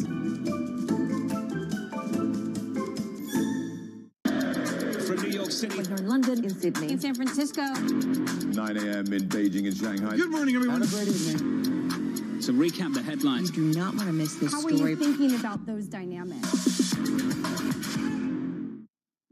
As the world watches inflation rise, employment rebound, and fiscal policies react, all roads lead to Jackson Hole for the Kansas City Fed's 2022 Economic Policy Symposium. Bloomberg's all-star team is live as policymakers and financial insiders discuss the economic issues and solutions that keep the world's money moving. Coverage starts August 25th on Bloomberg Television and Radio.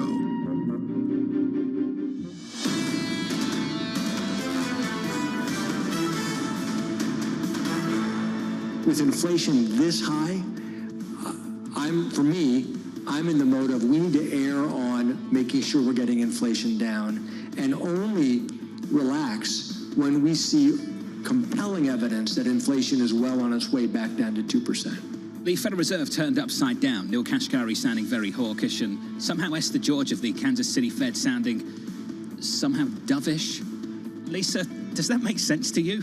I mean, unless you think that, one upside is being extreme on all ends, depending on the moment, and the extreme is now hawkish. Role reversal Yeah, I mean, it's just between the dumps and the hawks. Hard to get your hand around. With Tom Keene and Lisa Bramett, I'm Jonathan Ferro, counting you down to that big speech in Jackson Hole, Wyoming with Chairman Powell later this week, 10 a.m. Eastern Time on Friday. Futures right now negative 0.05% on the S&P 500. On the NASDAQ 100, down by 0.06%. No big changes here. Yields down by almost a basis point to 3.0387%. Tom, we've talked about it a million times, haven't we, in the FX market? Euro dollar 99.43 negative. Let's call it a little more than 1/4%. You and I are still not used to the parity watch. 0.99 is not 1.01. John, I do want to point out Brent crude above $100 a barrel.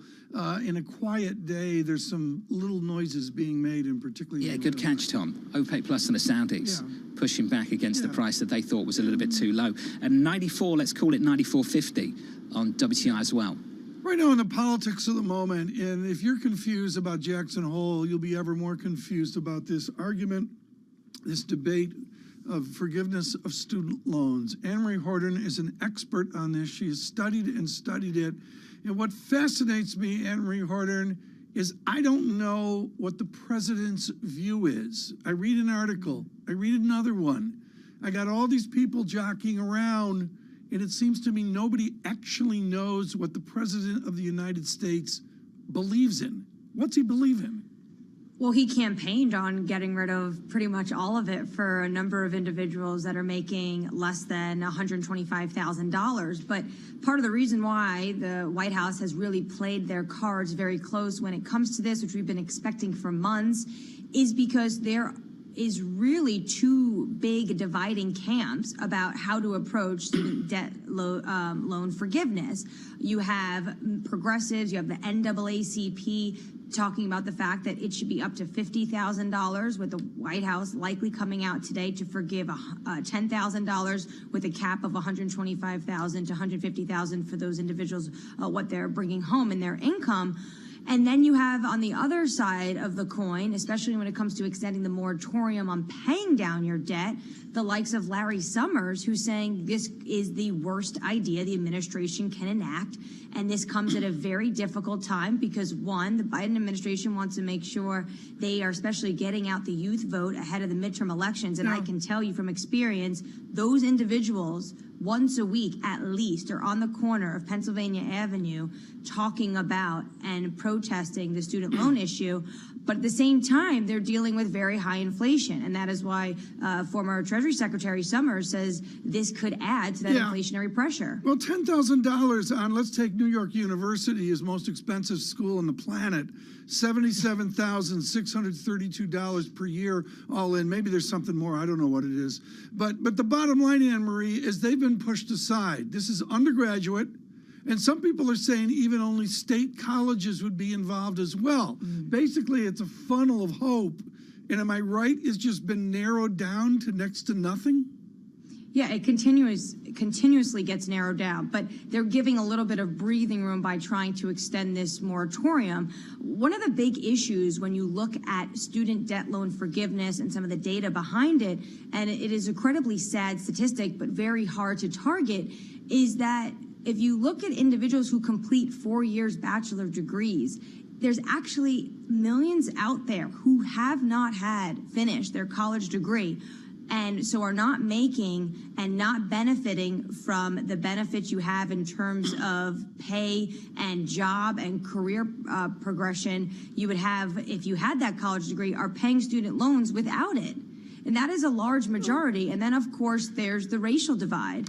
And by and large, individuals who get hit the worst on this are Black students. Well, John, help me out here. The University of Warwick, just to pick a random school in England, all in is $32,000 per year versus the idiocy in America. John, translate maybe this for an for me. international student, domestic students, Tom, I think it's 9,000 sterling per year annually for tuition. John, you must think we're nuts. Well, when I started college, Tom, it was closer to 1,000. Can you imagine? No, I can't. 1,000 No, sterling John, I cannot imagine a that. year. I think, as Anne-Marie pointed out, Tom, the more time I've spent looking at this, the more complicated I realize it is. And Anne-Marie's gone through some of the statistics. The number one statistic, though, AMH, that will always get thrown around and that this administration will struggle to hide from, is the growing earnings gap between young college graduates and their counterparts without degrees. Pew Research have broken that down again this year. They often do that. What do they say back to that? It's very difficult because those without, are you saying those without those college degrees but had spent some time in college, it's very difficult to target those versus those who say, I spent all this money on the college degrees, I'm now getting paid, but I still owe a ton of debt. Maybe they're making above $150,000, but living in very expensive cities like New York or Los Angeles, and they're dealing with inflation. Should they be exempt from this or not? It's a difficult one for the administration, which is why the administration has been playing their cards incredibly close. And also, they've really dragged their feet in coming out with a statement on this, which we're expecting today. AMH, looking forward to your coverage through today. Anne-Marie down in Washington, D.C. Lisa, policy is really complex. You'll hear the Republican talking points today. You'll hear the talking points from the administration too. But policy ultimately is very complex. And Lisa, I know that you, like me, the more time you spend looking at this, the more complex you realize things are. Especially with the timing. Why now? Especially if we're worried about inflation. Why come out with a new relief program? Especially at a time when the labor force participation rate among people from the ages of 16 to 24 has fallen. Even though people are not getting back into the labor market, you do wonder why now. It does seem like this is something that could be addressed in many different ways. The timing, however, especially when you are going on a platform of trying to reduce inflation, creates a lot of questions. Tom's touched on the heart of the problem, though. In college in America, Tom, it's just don't get me going. too expensive. John, it's just too expensive. and what we're ultimately doing is subsidizing the colleges here. And we need to do something about that. John, I was talking with Al from New Jersey about this the other day, and the bottom line is, he said, if I bring this up on air, I will... He's upset about it too, Tom. I think a lot of people are upset about it. John, let me speak around the bush. I don't want to be too frank. Sure. It's a total freaking scam. Okay. Tell us what you really think. Futures unchanged on the S&P 500 from New York. Put the puck in the net. Full ride. With Tom Keene, Lisa Bramett, I'm Jonathan Ferro. This is Bloomberg.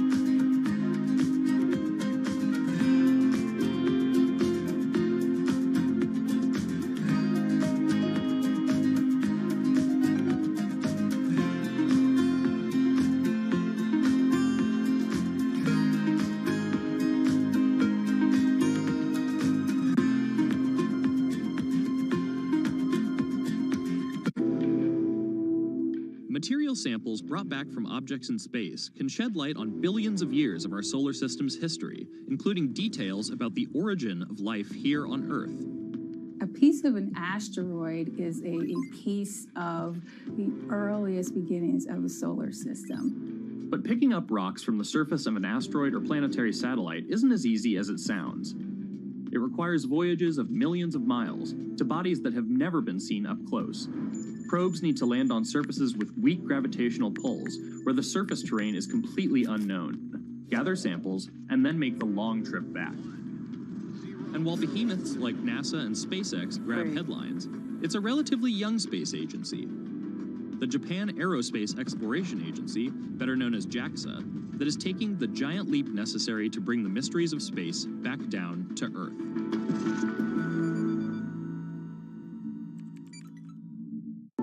The difference between missed opportunity and actionable intelligence. For in-house attorneys who strive to provide superior counsel and strategic advice, Bloomberg Law offers an unmatched platform of analytics tools and business intelligence. All to help improve productivity, mitigate risk, and inform decision-making. For the comprehensive platform that helps you work smarter and faster, the difference is Bloomberg Law. Politics to the world of business. Balance of Power with David Weston. News, analysis, insight from and about politics power players. Weekdays. This is Bloomberg.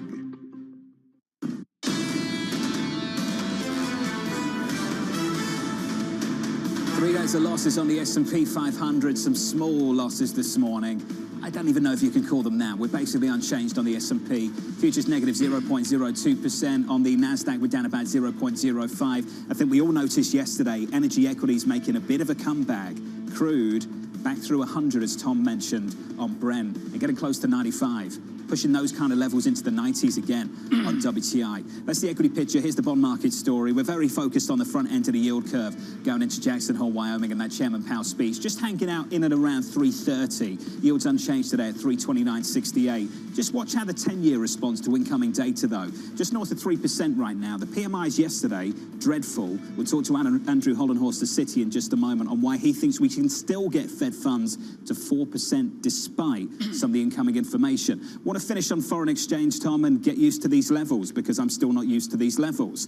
99.36 on euro dollar, cable sterling against the US dollar, 117.85, Tom. A break of 118 this week. Yeah, what I would look at, John, is I'd go Pacific Rim or dollar, renminbi rather. The Chinese yuan is really buttressed up against new weakness. I think that bears watching into the weekend, and of course their Monday opening, our Sunday evening. And the thing that hasn't moved, John, as we mentioned yesterday, is dollar yen. And at a 136 level, you need to get out 139.40, weaker yen, and we're not there yet. DXY stronger today, Tom. Of course, a heavy lean towards the single currency for that particular one. But levels we haven't seen since 2002, just a couple of days ago. So it gives you an idea of the kind of strength we're seeing for the greenback this week. We're committed at Surveillance to talking about economics. That has always been our lead story. And as we prepare for Jackson Hole, we are bringing you the voices now. Jan Hatzius of Goldman Sachs with us yesterday. Steve Rasciuto was lights out from Mizuho. And of course, when we are at Jackson Hole, we're going to have world-class coverage, including voices from Europe. Right now, a guy's out front. This is like Bob Dylan picking up an electric guitar at Newport a few years ago. Andrew Hollenhorst at Citigroup had the courage to come out early and say, higher rates. And everybody said, you're nuts. Now he's not nuts. Everybody's joined the party. Reaffirm for us, Andrew Hollenhorst, where Mr. Powell's going right now. Give us that level that we will see next year. I think we're going to be at 4% or above. And really, Tom, the call is really more about inflation than it is about rates. I think rates are following where inflation is going and where inflation has been. We're sitting at 8-9% inflation. I think there's underlying core measures of inflation that look like maybe somewhere between 4 and 6%. When you're at those kind of levels of inflation, it's hard to think that policy rates aren't going to get up to around 4% or even above. Your colleagues in London quoted 18% on United Kingdom energy-affected inflation. I know we're not going to get something inflammatory like that, but is your headline to Jackson Hole that we will be surprised how difficult it is to drop inflation down? So I think there are elements of inflation where we might see some relief. We've seen commodity prices move lower. Maybe we'll get some relief in goods prices. But the core issue for the U.S. economy, tightness in the housing market, which is maybe being relieved by higher mortgage rates, but tightness in labor markets. And that's what I keep coming back to. So you look at these core measures of underlying inflation that are running 4 to 6%. Then you look at underlying wage growth, employment cost index, Atlanta Fed wage tracker, really however you want to look at it, we're seeing wage growth 5% plus. And I think that's really the issue for the Fed. It's a very, very tight domestic labor market, a lot of inflationary pressure. And I think we know from history that that does prove difficult to bring down. And you usually need a significant tightening of financial conditions to loosen the labor market and bring inflationary pressure down. Andrew, just tell me the balance of risks around your view. 75 in September, 4% on Fed funds by year end. Tilted to the downside, tilted to the upside, fairly balanced. How's that change developed in the last month? So we keep coming back to this and we keep trying to reassess, at what point will we see more downside than upside risk to policy rates? And the answer we keep coming back with is that there's still more upside. I think at the September FOMC meeting, we have had some mixed data, some data on the activity side that looks pretty reassuring. If you look at, for instance, 528,000 new jobs that were created, but some data that have been uneven. So I think it's very hard to call an individual meeting. We do think they'll go 75 basis points in September. I think that the easier call or the higher conviction call is where do they need to get to eventually? How high do they need to get? And how long do they need to stay there? And I think there the risks, especially relative to the market, are very much to the upside. Remember, this is a market that is still pricing in interest rate cuts in 2023, with the Fed only getting up to a level maybe around 3.5, 375 basis points. I think the risks are definitely that the Fed goes further than that and then maintains rates at a higher level for longer than that. Analysts have been pushing back against this idea, Andrew, a little bit more, especially as they point to certain disinflationary aspects, like, for example, used car sales or the inventories at retailers and the markdowns that they're planning for fall. There are all of these forces that are leading people to ratchet down how high they see inflation ending the year. Why do you disagree? Why are you pushing back against that narrative? So I think maybe we need some new definitions of core inflation, and those are actually out there. If you look at the Atlanta Fed, they have a great dashboard of various metrics, trimmed mean inflation, sticky price inflation, various flavors of core inflation. One thing that those various flavors of core inflation would do is look at something like used car prices and say something very specific and very different is going on with used car prices. There was a very particular issue with a shortage of semiconductors that pushed up used car prices very significantly. They're still extremely high. They're still elevated. So we're talking about changes in prices. They're coming down from very high levels. So yes, that's part of why we saw a weaker core inflation print in the month of July. We may have a similar print in August. If you look at the wholesale used car prices, they've come down again. So that might end up coming through in the August core inflation print. But I think, if you listen to Minneapolis Fed President Kashkari last night, for instance, used to be one of the biggest doves amongst Fed officials, now one of the biggest hawks. What is he doing? He's looking through those kind of one-time specific elements that probably don't tell us a lot about the underlying inflationary trend, which is around 4 to 6%. And again, it really comes back to the tight labor market, costs that service providers in particular have to pass on to their customers. And so that acceleration that we've seen in wages, you'll probably see that showing up in prices. So we could actually accelerate in some components of inflation, even if, let's say, used car prices are coming down. Okay, even with that, though, a lot of analysts are saying, isn't it more likely that the Fed will raise rates to 3.5%, 3.75%, and then hold it there for a while? Be patient, wait for some of this tightening to trickle out. Why do you think that they will be unable to do that? Or do you think it's just sort of political pressure that if inflation remains high, they will have to appear to be taking a harder line? I don't think it's political pressure, Lisa. I really think it's fundamental economics, basic monetary theory, the idea that you need to get real interest rates, by which I mean the nominal interest rate minus some measure of underlying inflation, back to a level that's at least positive. I think that's probably the minimum that you need to get to have enough restraint in the economy to bring inflation down. There are theoretical models that kind of suggest that, but there's also just the empirical fact, the history on this, that typically you need to get that nominal policy rate up to the rate of inflation. So if you stop at 3.5% in a world where inflation is running 4%, 5%, 6%, and on a headline basis, we've been 8, 9%. That means you're at a very significantly negative real rate of interest. And that's just really important because you are not going to slow down the economy, cool an overheating economy by showing that economy, showing individuals, showing firms a negative real rate of interest. So 3.5% potentially, if inflation comes down a lot faster than expected for exogenous reasons, maybe they could end up there. But I think the more likely scenario is that inflation proves persistent. The Fed has to do the work of bringing it down, which means those policy rates need to move above 4%. Andrew, I've got to squeeze this in. We'll catch up with a ton of Fed officials at the end of the week. What would you like us to ask them? What are you focused on that you really think needs to be answered? What I would love to hear, John, especially after the July FOMC meeting, is some clarification of how Fed officials think about the neutral rate of interest. It's what we were just talking about with Lisa. Where do you need to get rates to have zero effect on inflation? And then how much further do you think you need to move rates to actually bring down inflation? Now, we see some of that in their summary of economic projections, but we've also heard from Chair Powell the kind of confusing, perplexing statement that maybe policy rates are in a range of neutral now. I think it's hard to defend that position in a world where inflation is running much stronger. So I'd really like to hear more clarity around that issue. You're not alone. Andrew Hollenhorst, thank you, sir, as always, from Citi.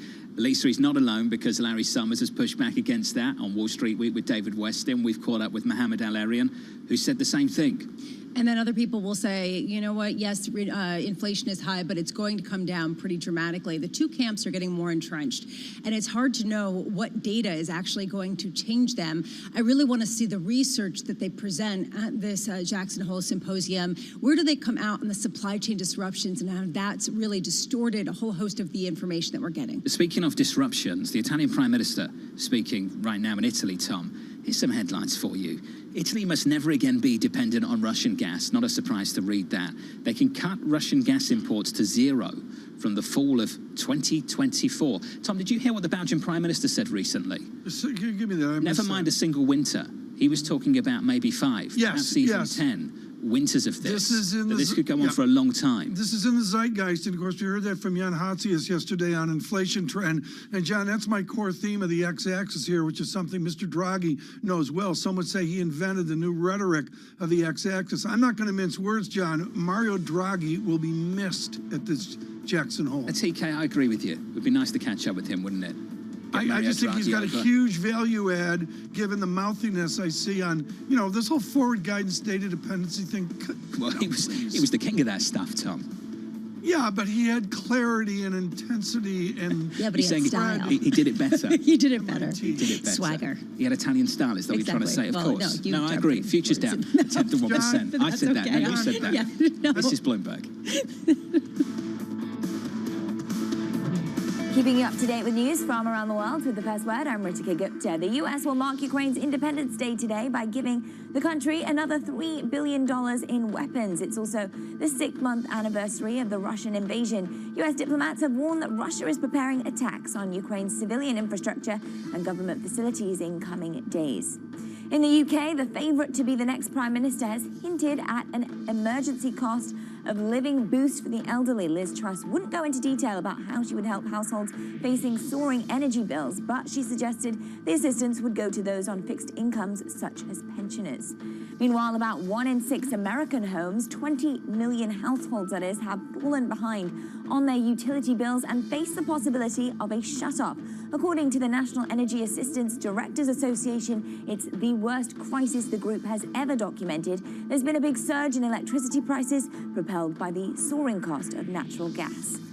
China is signaling an expansion of the government's crackdown on misconduct that has so far centered on the financial and tech centers. The government is now investigating a number of executives at state-owned real estate companies. The property sector is already dealing with a crippling slowdown that's hurting the world's second largest economy. And shares of Nordstrom are falling. The department store chain cut its outlook for profit and sales. Nordstrom's said business has slowed as it off-price rack business, with both demand and traffic tapering off in July. Investors had seen Nordstrom as insulated by its affluent customer base. Global News 24 hours a day on air and on Bloomberg Quick Take, powered by more than 2,700 journalists and analysts in more than 120 countries. I'm Ritika Gupta. This is Bloomberg.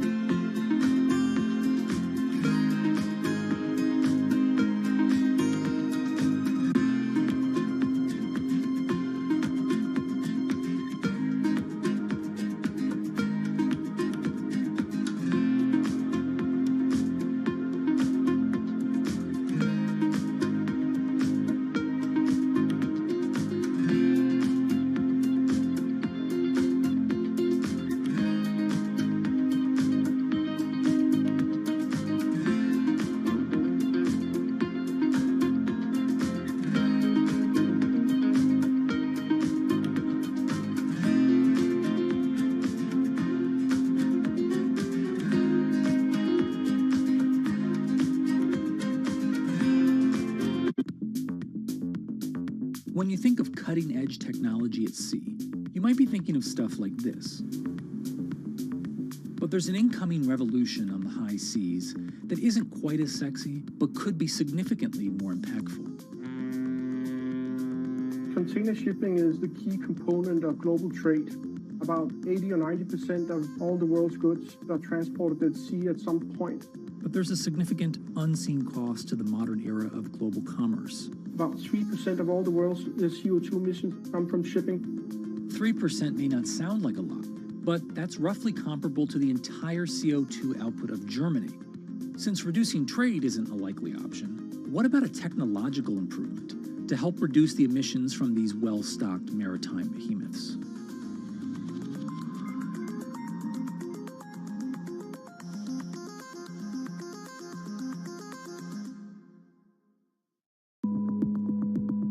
It's such an interesting new world. The world is changing. For us, it's not about being first, it's about being the best. While everyone is zigging, we're zagging. We feel like we can maybe help people out more. We have an enormous number of big ideas. I want our team to reflect the customer that we aspire to earn. I know that our teams ship their culture with every product that they ship.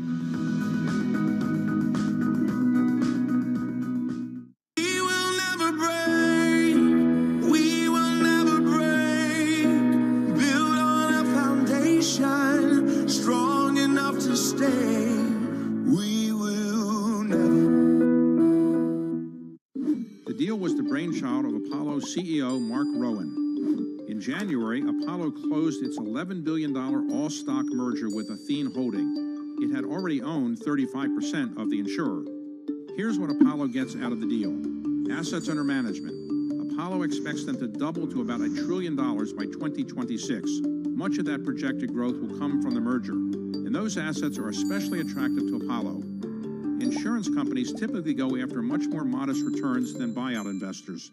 That will give Apollo more options for investing the cash. Athene is a steady provider of fee income. It has grown into one of the nation's biggest holders of fixed annuities, those retirement savings products favored by risk-averse customers. The merger will also allow Apollo to simplify its governance. It gave up its dual-class share structure and adopted a one-share, one-vote plan. The hope is that will eventually lead to Apollo's inclusion in the S&P 500.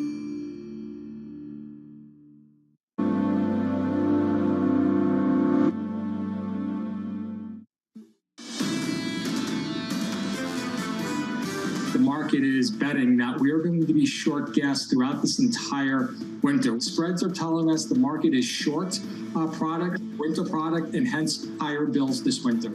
Stephen Shork, the president of the Shork Group from New York City this morning. Good morning. Tom Keene, Elise Ramitz, and Jonathan Ferrell. I get my words out. Futures unchanged. John, you need on a full S&P, on the NASDAQ, down 11, down a tenth of 1%. Need a drink. Yields unchanged. 3.0462%, a TK-style drink. Crude 94.42, you know what I mean? Up 0.7 of 1% on crude. 94, and let's call it 40 cents, Tom. Brent through 100. Brent crude $100 and almost 101, up by 0.7 of 1%, Tom. After we do the show tomorrow, John, you know, we're going to have to go over to the Pioneer Grill, which is sort of 1950s thing. And, you know, you're going to have a full Wyoming. And a full Wyoming is something with stuff on top of it. The major thing... Do you want to share what the stuff is? It's like grits or whatever. Okay. Creamy, you know, like Cracker Barrel kind of thing. Okay. Le Barrel de Crack. It's a wonderful French restaurant. John, and it's like the Country Benedict. And that's good. They have huckleberry pancakes, and I'm sure they can do... I don't know what their mimosa is. Who's responsible for supervising you on this trip? It's not me this year.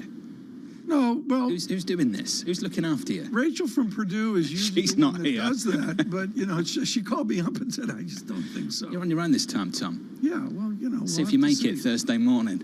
Right now, let us migrate on a really interesting day, and again with oil, 100.87 on Brent crude, to a gentleman with wonderful experience on sell-side oil. Jacques Rousseau is with Clearview Energy Partners, a different remit right now, and he's someone with just huge experience. And Jacques, I want to go back to your work on refining. This is something we really haven't addressed. Lisa and John want to take a different tack, but right now we've got massive not in my backyard on refining. You wrote about this years ago. What do we do about not in my backyard if we need to take distillates to make stuff that we can use? Well, I guess the interesting part has been that since the pandemic, you've seen about 3 million barrels per day of global capacity close down. And so that has really impacted the market in total. Within the United States, we can still make a lot of product, but it's needed outside the United States. So that's why refined product exports have been very high, too. I look at where we are, and like to take Jerry Nadler, who just won a big election on the Upper West Side, if we were to put a wind farm or whatever, you know, oil refining or whatever off the Upper West Side in the Hudson River, that wouldn't go because I'm not in my backyard. Do we need to see a change to jumpstart refining to bring the price of oil down? It's a great question, and I think we've seen it both in the downstream and midstream, where it's very hard to get a lot of things built outside. If you're in Texas or Louisiana, those are the two places that you've got a better shot at getting some assets built. So I think that's the spot that should be looked at. Given the demand that has increased dramatically, not just from the United States, but globally, in the wake of the disruption with Russia's invasion of Ukraine, are investors getting more accepting of the idea of greater shale investment? And I say this as profitability in that region in the U.S. is skyrocketing. That's a really good point, because we haven't seen that yet. And I think that is kind of one of the key factors both within the shale and globally, that energy investment is still well below where it was, 10 years ago. And so that's something that does not appear to be coming back and is limiting supply growth. So a high area of concern for sure. What's behind that, Jack? Is it the idea that perhaps this is going to be short-lived in terms of the demand surge, or is it just simply because the investment dollars are not there in the same way due to different ESG constraints and different kinds of a feel among a lot of the endowments and other institutional investors? I think it's a combination of a lot of things. You've definitely touched on one of the key points in terms of the investor appetite. So I just think, too, that, there's a lot of labor shortages. So even if companies did want to put more rigs to work, they're not people to do it. What about the natural gas space in the United States? There's been a bunch of fluctuation in response to the Freeport liquefied natural gas exporting center that was shut down. That actually gave a reprieve to gas prices in the U.S. because not as much was being exported to Europe. It's supposed to come back online this fall. How significant of a player can the U.S. be in staving off some of the deficits that we're seeing over in Europe to replace what we're seeing from Russia? What we've seen is that the U.S. is one of the major growth areas for liquefaction capacity. But the issue is that it takes a lot of time. And so within the U.S. and outside the U.S., there's really not much new capacity that's getting built. And this goes right back to your prior point about investment. So when investment dried up during the pandemic, it basically slowed down a lot of this new LNG capacity. Jacques Rousseau. Jacques, it's good to hear from you. Thank you, sir. Of Clearview Energy Partners. I've been distracted by Cracker Barrel Tom, this restaurant you're trying to take me to. Cheesecake pancake breakfast. Classic pancakes with a creamy cheesecake filling and fresh strawberries served with eggs and breakfast meat. I've got no idea what breakfast meat is. And Lisa, this is what they serve with it. Crisp and refreshing. Now serving Jack Daniel's Country Cocktail Southern Patch.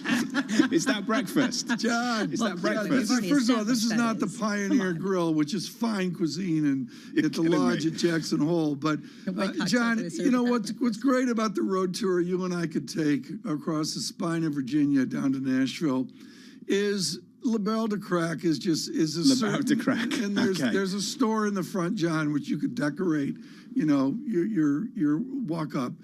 But after that, John, at 2 a.m., you go to Chez Waf. Okay. And Chez Waf is, I'm sorry. We'll do the tour. I can't wait. I'm going to record all of this. Chez Waf is just like, you know, it makes Denny's I've look heard from like Rachel from Wow. Purdue, and she is so happy she's not with us this year, Tom. Oh, good. That's good to know. This headline just crossed from the ECB rates pricing in markets right now. I'll get to it for you. Traders pricing 1 point of ECB hikes by October for the first time. Yeah, translate that. What's interesting about this, so that's 100 basis points of extra hikes from the ECB. What's interesting about this is the euro's weaker. It's not stronger. Euro dollar 99.19, we're negative 0.5%. So we're pricing in more hikes, Tom, and yet we're not really getting any traction with a stronger euro whatsoever. Well, this goes down to inflation-adjusted analysis. And, John, I mean, we haven't talked about it in ages, but the real yield, you'll see that, folks, in Jackson Hole. That'll be at noon Mountain Time. The 10-year real yield is a 0.45 positive. That's not enough oomph, John, to get this done. I mean, this is the whole debate of, say, Alarian and the others. We need more oomph to really shift things. Do you think oomph gets it done? I've got no idea if it does, or whether this FX market is now just exclusively focused on growth and not inflation. I'm doubtful oomph gets it done because it is a modern, vastly open economy. What I'm much more interested in, and I'm not sure this will be addressed, John, at Jackson Hole, is two Americas. Hatzius alluded to that. Steve Rasciuto alluded to that as well yesterday. Would you like to translate oomph, Lisa? Oomph? Yeah, sure. Do you want to take that one? Sure. It means oomph. No, oomph. It means oomph. It stands on its own. You know, basically, Can you how imagine much if you accidentally tuned in this morning? I apologize to whoever it is. What are they talking about? Well, I'm talking about this being really the ultimate point, which is how much power do rate hikes have in this modern environment, and that's one of the key themes of this Jackson Hole Symposium. Futures -5 on the S&P 500. We are down about 0.1% with Tom Keat and Lisa Bramwitz. I'm Jonathan Ferro. This is Bloomberg Surveillance. Oomph. For now. Oomph. Stay tuned if you're confused and this is your first time. There's more to come.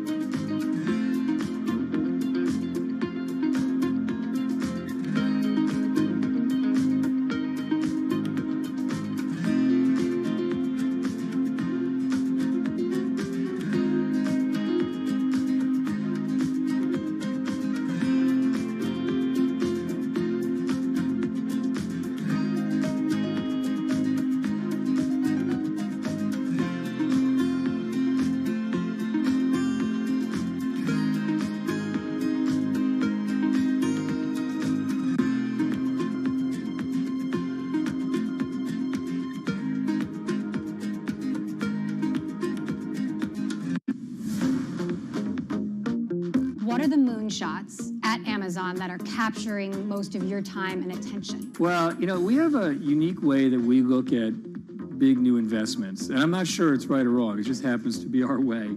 And we ask ourselves when we're considering something 4 questions. We ask, if it's successful, can it be big and move the needle at Amazon? Is it being well served today?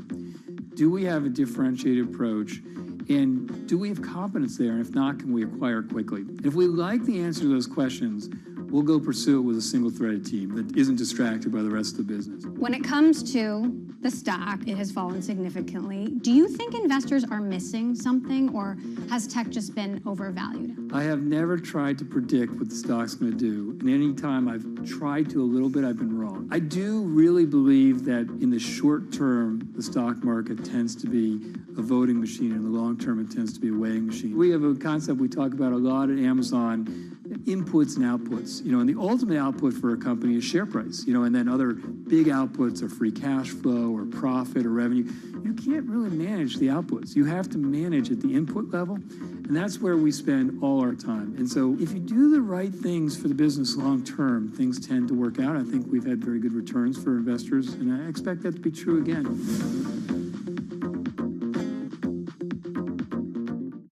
The top names at the Fed are on Bloomberg. It is essential we get inflation down. People want jobs, but they also want low and stable inflation. We have to give them both. Nobody covers the Fed like Bloomberg, your global business authority.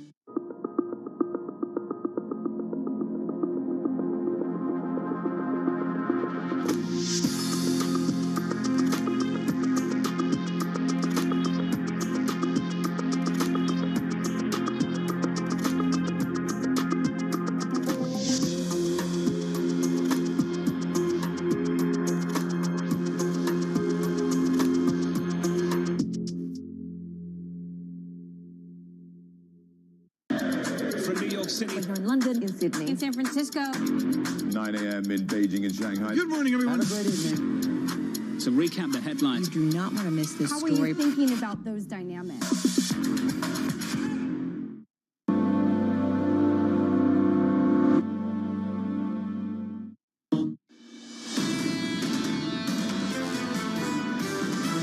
What's going to be sustained is the focus on trying to squeeze out inflation to the extent the Fed can. Underneath it all is shortages in housing, shortages in labor globally. You can't kind of overestimate the vulnerability of the economy in corporate America. There's no victory declared here from the Federal Reserve. I just want to be clear. They will continue to tighten. There's a broader global story that the market is panicking about what Fed Chair Powell will say at Jackson Hole. This is Bloomberg Surveillance with Tom Keene, Jonathan Farrow, and Lisa Abramowitz. Special coverage this week, TK on real yield on Wall Street Week. Extended coverage through the weekend from Jackson Hole, Wyoming. Live from New York City this morning. I can't keep a straight face. Good morning, good morning. This is Bloomberg Surveillance with Tom Keene and Lisa Abramowitz. I'm Jonathan Farrow. Futures down about 0.1% on the S&P. On the NASDAQ, we're down about 0.2%. TK before today, 3 days of losses. Well, 3 days of losses and a little bit of a snooze fest today, John. I don't want to overplay it with oil above $100 a barrel, but we're waiting. And the question, John, is what are we waiting for? Our most important conversation today will be Thomas Purcelli, RBC Capital Markets. He cut his teeth on wage inflation, and that's what's not going to be talked about at Jackson Hole. The labor economy, the job economy, and the fear of inflation seeping into something like the 70s. Tom, this is what we're waiting for. We're waiting for Chairman Powell on Friday. We're waiting for a payrolls report on September 2nd. We're waiting for a CPI report on September 13th. And then we're waiting, Tom, for a meeting on September 21. And the road to September 21, Tom, is still a long one. Do we get forward guidance? And to me, that's what's going to be fascinating. There's a lot of different opinions about what we're going to hear. I'm going to listen to Michael McKee more than anyone. But, John, to me, what's so important is what he doesn't say. One thing he's not going to address is the international economy. It's ugly in Europe. Lisa, is he going to address this market given what's happening abroad? Does he feel comfortable with the market given how much it's rallied? Yes, we've seen it soften a little bit, but still hanging in there. Is this okay for him? Is he going to still go back to the line that we heard last month that even though the market has rallied, it still is well below some of the highs? Is that enough to get it done? Or do we need something much more hawkish to even keep things where they are because people are expecting hawkishness from this Fed? Before we get to this Fed decision, we've got to get to the ECB decision on on September 8th. We're looking for another 50 basis points, and maybe after that, another 50 basis points. And yet, Lisa, this euro is weaker. It's not stronger. Yeah, and a lot of people saying even a 1 percentage point increase in European rates is not enough to strengthen this euro, which really raises the theme of what we're going to hear at Jackson Hole. Has monetary policy lost its potency in an era of supply chain disruptions? Has it reached its limits? And how does the European project deal with that at a time when inflation is becoming a spiral with the importation of it through a weaker euro? John, smartest essay I've seen so far. Ambrose Evans Pritchard in the Telegraph today. There'll be many others writing for Bloomberg. Sir Howard Davies writing in The Guardian, I thought was brilliant. He will join us on Friday.